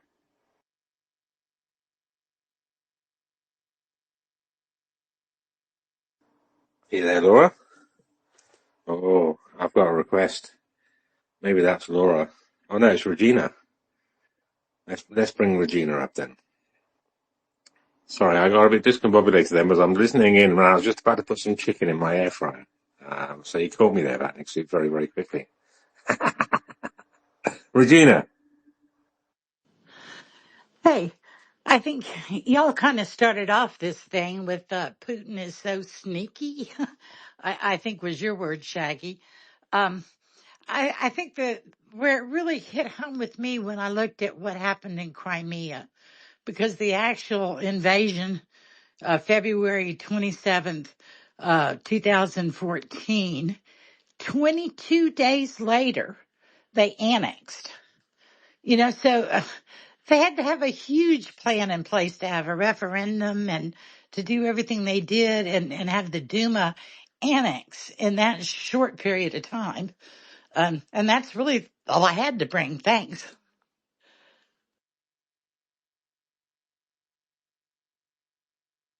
Alexei? Well, the thing is that Regina is completely right. And the interesting part is that the Western media didn't always have a lot of attention for this whole scenario. And basically, if you really start digging into history, Putin has been preparing for this move on the Crimea since 2008. But you need to understand it in a certain context. It's not that in 2008 he had an exact date and time frame where he said like, okay, I want to do this in 2014. It was rather that Putin created circumstances which would be beneficial to do such an operation when when the right circumstances occurred. So it sounds a bit complicated, but Putin was basically plotting to do this, but then there had to be good timing, etc. And so what's the first thing Putin starts doing? First thing he starts doing, of course, is throwing sand in our eyes because he's really good in that. So there's this big interview in the German press, I think it was 2007, where Putin actually says like, okay, of course, Crimea is Ukraine. It's an undisputed fact. Of course it is. Because there were of course already tensions before. So this is where all the leaders in the West, of course, thought like, okay, Putin respects this, etc. And the thing with Putin is we should never take his word for granted because he can say the complete opposite years later, as we of course seen in 2014. So, like I said, there was an operation going on, and how did that operation actually start? It started by Russian media oligarchs starting to buy up local media in Crimea, and by this, it was actually already trying to influence the pro-Russian, the pro-Russian thoughts, like, okay, Crimea should become Russia, etc. And what they also really played into was Ukraine is a failed state. So Ukraine is a state that doesn't provide the potential of this area. So if you would just join Russia, your whole economy, your whole touristic sector would become better. If we then start looking into Russian science fiction literature, you actually already see in 2008 the exact rhetorics and scenarios that are later being used by Russia itself. And this is important just to understand that these ideas were already present in Russia. So there is a book, I should drop it in the list later, but that basically states like, okay, Russia is fighting this army of neo-Nazi Banderites and NATO cyborgs in Ukraine to protect Russian civilians. So those thoughts were already in Russian society, and of course.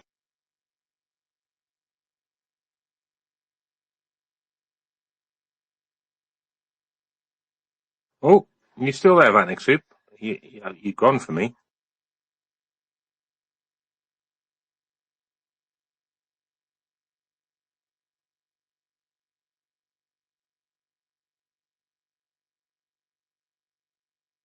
Actually, can I interject? Yeah, I thought Yeah, it was just me that yeah. maybe couldn't hear The, Vanek Soup, but I can't yeah, hear Vanek Soup. he's down. He'll back. The only time Putin was telling the truth was at the Munich conference in 2007. He just stated his objectives and he said it openly to everybody there. I remember all these Western leaders were, oh my God, no, what he's talking about. But he just stated his intentions, that he's not happy with the NATO expansion and all these imperialistic ideas, and nobody listened to him. Nobody take the precautions to counter this insanity. And then here we are. And of course, Putin is absolutely obsessed with Ukraine. He's absolutely obsessed with Ukraine. Our former prime minister, Nicola Zulinda, he was prime minister in the 2000s. He had a conversation with Putin about Ukraine, and he got furious about that Ukraine is not a state, Ukraine is not sovereign, and it was absolutely. So he's obsessed. Russians are obsessed with Kiev. Kiev is a city which was formed before Moscow was a swamp. So they have this kind of strange obsession with Ukraine, and another thing I would say, Ukraine was the industrial heartland of the Soviet Union, technological, manufacturing, everything. So he perceived that the Soviet Union and this empire building thing in his head is not possible without Ukraine. Like,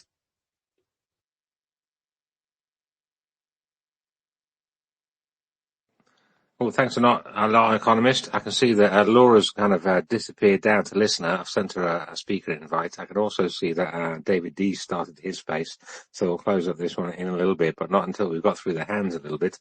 Was it Vatnik Soup or was it Andrea next? Don't know.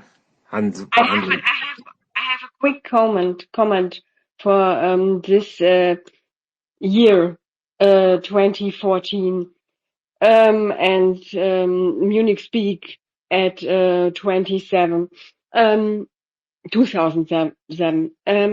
Don't forget the Winter Olympic Games in Sochi. Well prepared, and Putin looked like a friendly child, and all our visited there for the Olympic Games. And after this, he invited Crimea. And this is, I Georgia, think it's an Georgia. important I aspect. think Georgia. It was Georgia. I think. No, Crimea. Crimea. Sochi was 2014. Okay, sorry, my mistake. Yeah. 2014. And after the end ceremony, this in Crimea began. And this was, the world was shocked. And that's what I want to mention out, yeah. That's, don't forget this. His friendly child, Putin, yeah, fuck Russia. Okay, thank you. Yeah, thanks a lot, Andrea. Vatnik Soup, and then Mailu, and then PFI. Economist is completely right that Russia has always had this obsession with Ukraine. I think also for the reasons he stated that they need Ukraine to become a successful empire again. And all these other arguments are riffraff. They're like, oh, Kiev is so important for us religiously. This is a made-up argument, and this is actually the same argument the Russian Tsar used in 1853 to attack the Ottoman Empire. That he would say, like, okay, Constantinople, current Istanbul, is the basis of our religion, etc. And you see that Putin basically recycles this argument, but it has little credibility. To get back to Crimea, so like I was saying, Russia was setting this up. They were proposing in 2008 to the Polish diplomatic delegation. They were stating, like, okay, why don't we split up Ukraine? Why don't we deal with it? You guys, you Polish, Lviv used to be always Polish, right? That's what Putin was saying, according to current Prime Minister of Poland, Sikorski, who was there. Apparently, they made the same statements also towards Romania and towards Hungary, and probably also towards Slovakia, as Economist was saying before. Yes, the Carpathia. The Carpathia was a part of Czechoslovakia. Yeah, yes, of course. Yeah, exactly. Yeah. And this is important because, like, the narrative already starts to shift, and then it becomes really interesting. One of the figures in Putin's party who is also part of the CIS, and what's the CIS? That is basically an organization that manages the relations between Russia and the former states of the Soviet Union. And this Konstantin Zatulin, so also an important figure of Putin's party, states basically Can I interrupt you? yeah. This is Commonwealth of Independent States. Yes, it's the abbreviation. Yes, so it's. Yeah, exactly. Yeah, perfect addition indeed. And this Zatulin, who is the head of that Commonwealth, he basically states, like, okay, Ukraine needs to play ball with us politically in 2009, or I mean, we don't, we accept that Ukraine has the Crimea, but if we want, we can take it. And then that's what he says to, like, the Ukrainian president. And what he later also says in a report is, like, we need to give the provinces in southern and eastern Ukraine a sign that they can join Russia. So again, here already the first seeds of, like, this later revolution is put out there. In 2013, actually, the Russian army has this big training operation. There are some analysts that looked into that, and they basically say this was a precursor to like the operation in Crimea. This was all planned in advance. And what was this operation that they were doing in 2013? This exercise, it was about saving Russian minorities in the occupied area from a foreign power abroad. So yeah, basically what would later happen in Ukraine. The very best proof that we have that Russia prepared this whole Crimea operation is actually the so-called Shoigu medal. And the Shoigu medal is a medal that was later, once Crimea was basically taken, and I think the first referendum was started, it was a medal given to all the people that were participating into this process as an honoring of their efforts.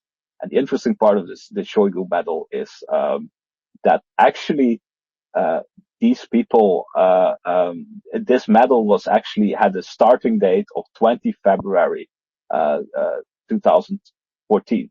And this is interesting because at 20 February 2014, Yanukovych was still in power. So the Russians had already, like gone out of the scenario that like, okay, we will start this operation then. Probably they waited a few days, but yeah, this is really interesting. So they were thinking so much ahead. And one last thing, sorry for my long rant, but if you really start looking into the correspondence of what the Russians were doing back then, there are leaked phone calls of Konstantin Zatulin, for example, in the Glashev tapes. And both Zatulin is a politician, Glashev was a deputy of the Duma as well. And they're basically discussing the financing of opposition in Crimea, of setting these operations ready. Have you given this person enough money, etc. So they were actively involved in the Crimea in that aspect as well. That's just been proven. Back to you, Sir Shaggy. Yeah, thanks a lot, Vanek. Yeah, just that date, 20th of February, is interesting because it was the 23rd of February when the Sochi Olympics concluded. So 3 days after that medal, and then 27th of February when the little green men started occupying key sites in Crimea. Anyway, Mailu, then PFI.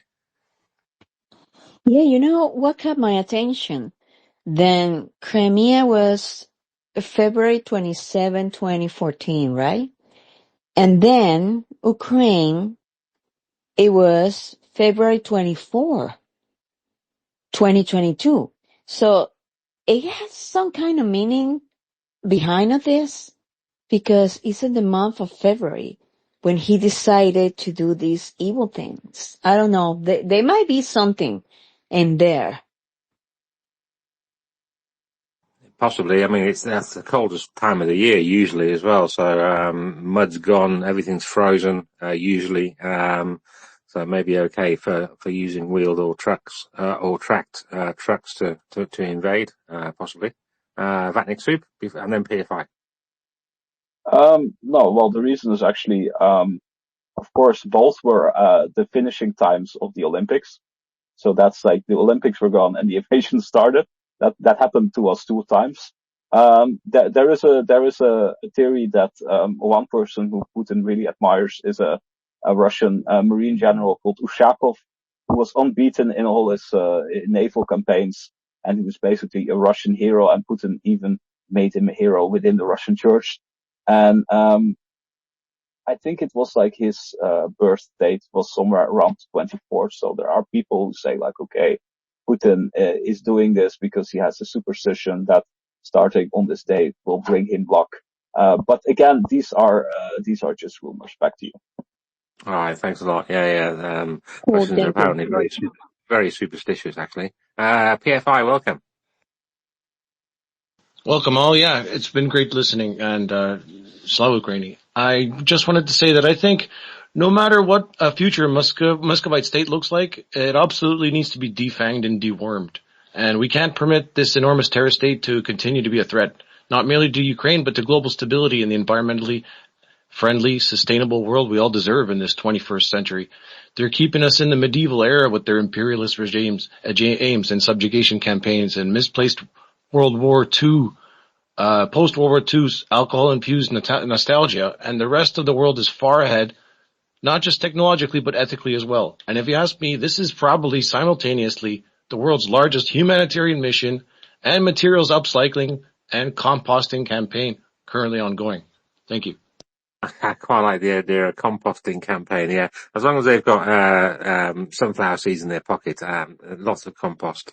1.1 million compost sites at the moment.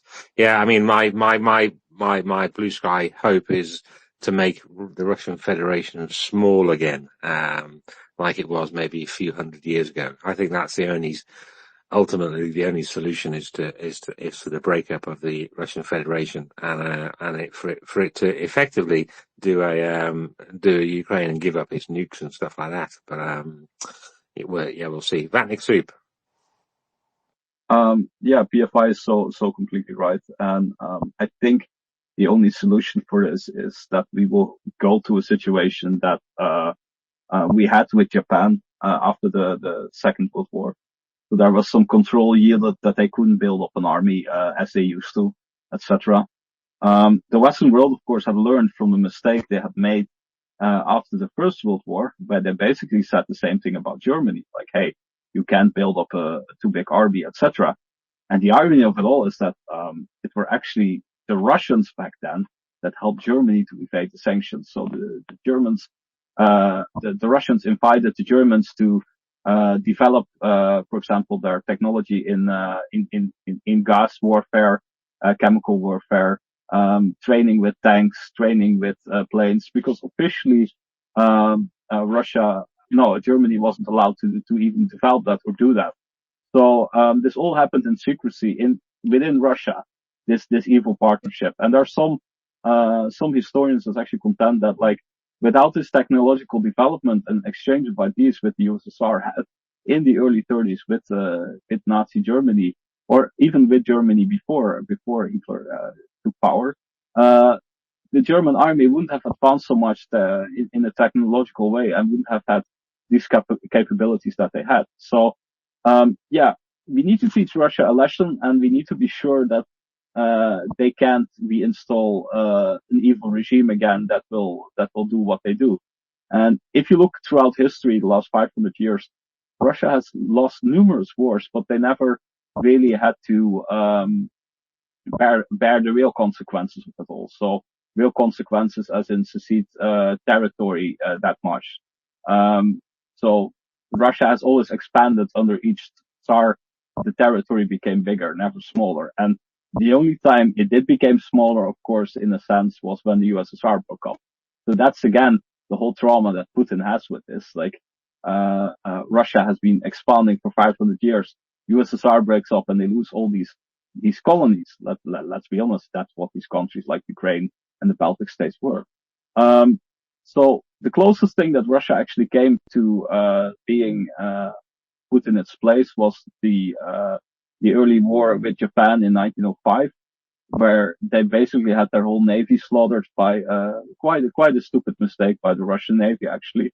And at that point, actually, the US intervened that that Japan couldn't have too hard of demands on Russia. The US was not interested that Russia was punished too harshly in this. And because of this political pressure by the US, Japan actually let it slide for a little bit. Like, they let it be there. They didn't have claims on territory or whatever. But that was one of the closest moments that it could happen. And I'm saying this because, what might, one of the scenarios is that Russia, there will be huge turmoil in Russia and it might collapse economically or militarily or whatever. I think you will see the same movement again, that you will have the big forces that say, oh, we can't punish Russia too hard. We need to be careful with Russia, etc., etc. And that would be the wrong take on it. But there is always this risk. Back to you, Shaggy. Yeah, I fully agree. We should not let the bear go back to its lair and recover. That's the mistake that's been made over history. Patton apparently was right. He basically said it should have finished Russia off at the end of the Second World War. Well, basically, history has proven he was right, basically. So that's one of my things. And one of my, I mean, we always have this argument, especially with military folks. A lot of military folk think the war is going to be won on the battlefield. I don't. I don't believe it is. I think the battlefield is a very big part of it. I was talking to, listening to a guy called, what was his name? Actually, I had that, but I just looked it up, because I'm following him now. A guy called Eddie 3.0, who was on David D Space, yesterday, and he's a military guy. He's been fighting, in Ukraine. And he was surprising because he basically said the war, I agree. He said the war won't be won militarily. It's the economy that's going to fuck Russia up. And basically the war on the battlefield is just, a time thing. It's just the Ukrainian military are creating time for the Russian economy for sanctions to work and for the Russian economy to collapse. And that actually does point to what happened with the USSR breaking up. It wasn't a war necessarily that caused it, although Afghanistan didn't do any favors. It was the economy collapsing that caused the USSR to break down, from my understanding of it, and that's what's going to that's my hope for the for the Russian Federation as well, is that Ukraine holds out, which I think it will, creates a lot of problems for the army, whilst saving as many Ukrainians as it can, whilst at the same time sanctions and kinetic sanctions fucking up the Russian Federation's economy. But it needs to be prosecuted further, i.e. not just wait for the bear to go back to its lair, as it were, and lick its wounds. It needs to be broken up. A bit like the USSR broke up. We'll go to Vatnik Soup and then we'll go to the other hands. So what you're saying actually happened in the First World War with Germany. So Germany actually collapsed not because of military per se, but because the sentiment at home was like the country couldn't bear the war anymore. And this is a really important argument for all those people that always say like, okay, but Russia is still gaining territory. I'm always saying like, yeah, and Germany was still gaining territory in 1918. They never had as much territory as the last months of the war. They never had these big offenses compared to like the last months of the war. But still, the sentiment and to bear it is actually really important. About why Russia collapsed in the 80s, there were two important factors. The Afghanistan war played a factor in itself, of course. The second factor that really played a role was the arms race with the Americans. So the Americans were sizing up in arms, and Russia had to follow as a superpower. And what then happened was that Russia couldn't compete in this race and keep its economy going, which already was not going well, and then also fight on the Afghan war. So what basically happens is it all collapsed.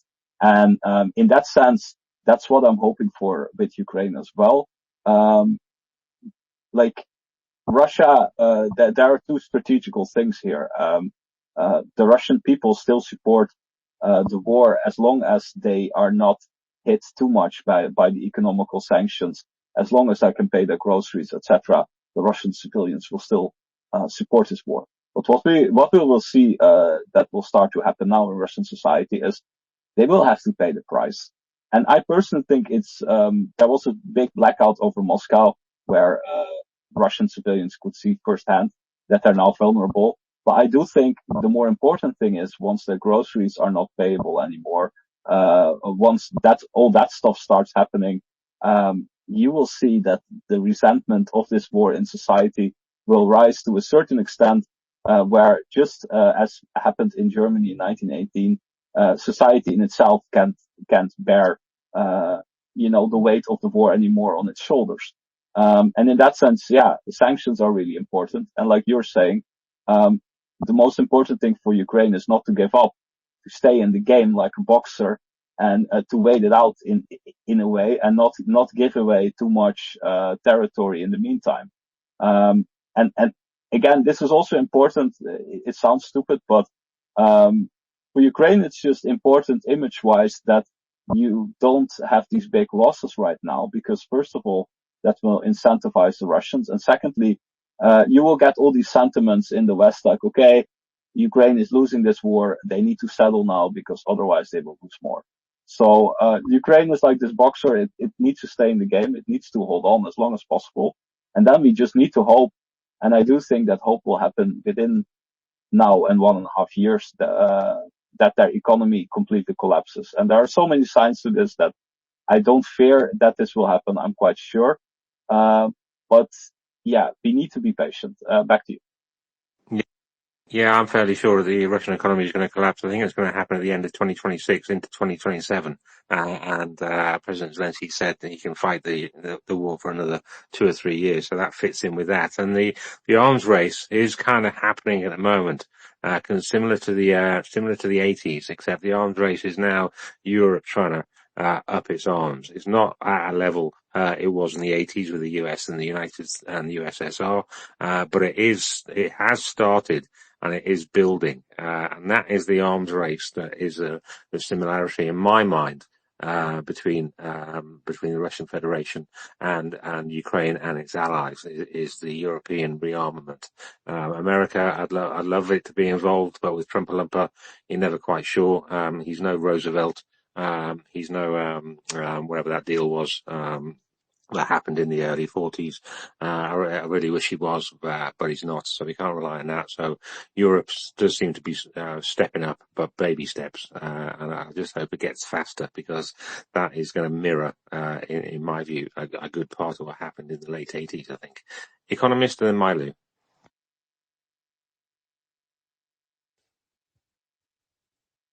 Sorry, I'm here. PFI, excellent comment. Thank you. I love this now. That every war is a disgusting, bloody thing. It's horrible. But basically, it's an economic and logistical operation.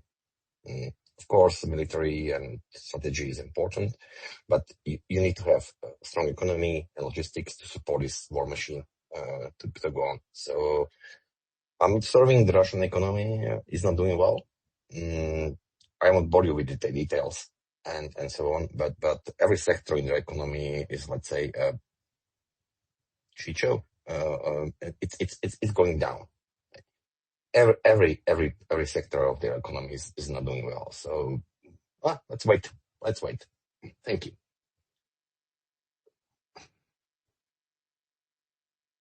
Yeah, you're right. You know what is so hilarious? I think a few days ago, I was reading an article in the Ukrainian Air Force profile, and they mentioned and then these Russian guys blew up one of his own mix jets.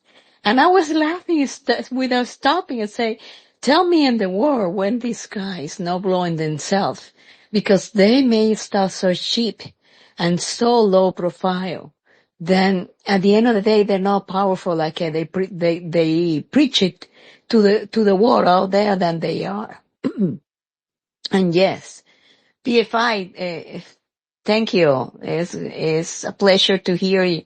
And then you're okay, my friend. And yes, this need to be to stop. I've been saying this so many times. It need to be to stop because Ukraine, yeah, by itself, they're holding up. I follow several soldiers in Telegram and in Instagram. And I read their posts and their thoughts. And they say, yes, it's very hard, but we're not gonna give it up. We're gonna continue fighting. We're gonna continue fight against this, and we're not gonna give it up any territory. And their goal is to gain what they lose. I know their capability, especially in men's, is going down, but they keep it up. They give it up. They don't lose hope. And that is my hope too, because I don't want to lose more friends.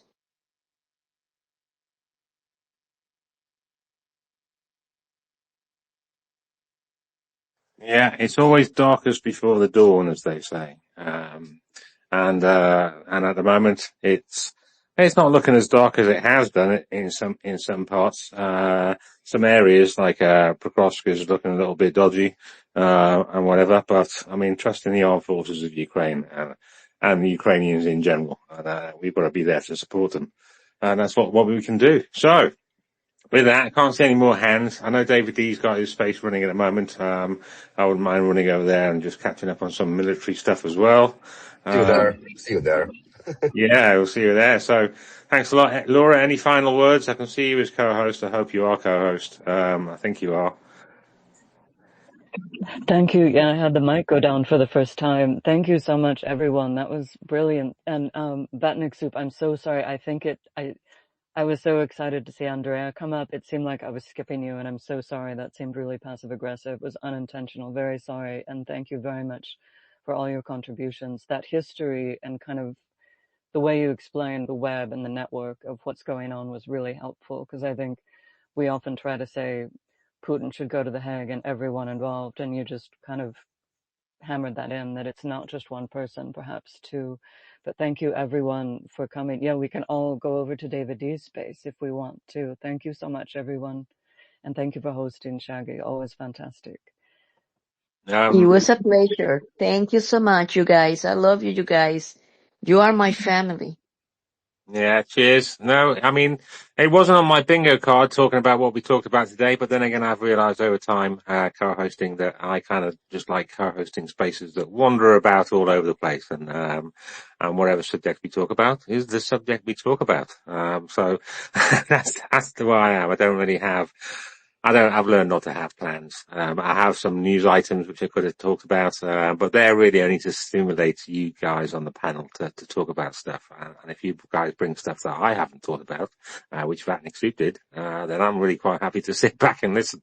Partly because I'm lazy, partly because it's very interesting anyway. Maybe a mix of both. So thanks, Vatnik Soup. I hope you come back again. Well, I know you will come back again. And thanks everyone for coming up on the panel, Economist and Mailu and PFI and Andrea, and of course Laura.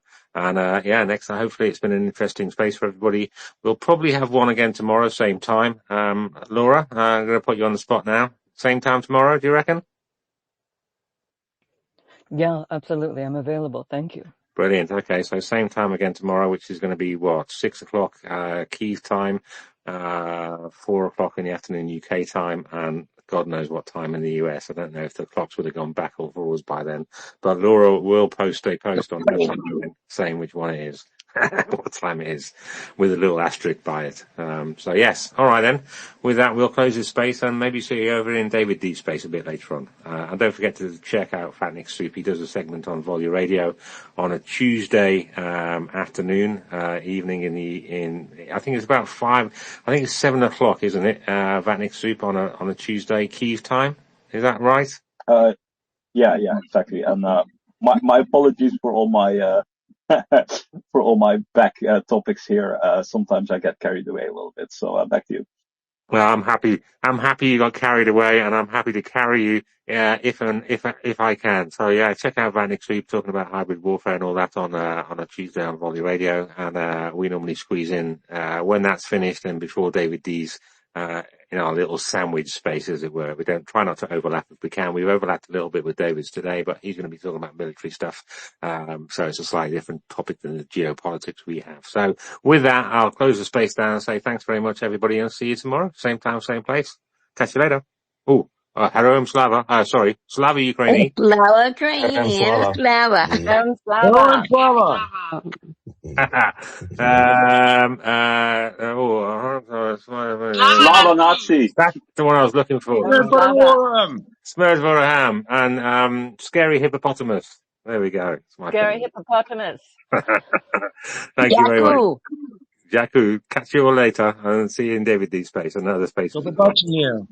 All right. You just confused me now, whoever said that. I've learned a few. I need a few more years to learn a few more. Go beat Moscovia. Okay. All right. Catch you later.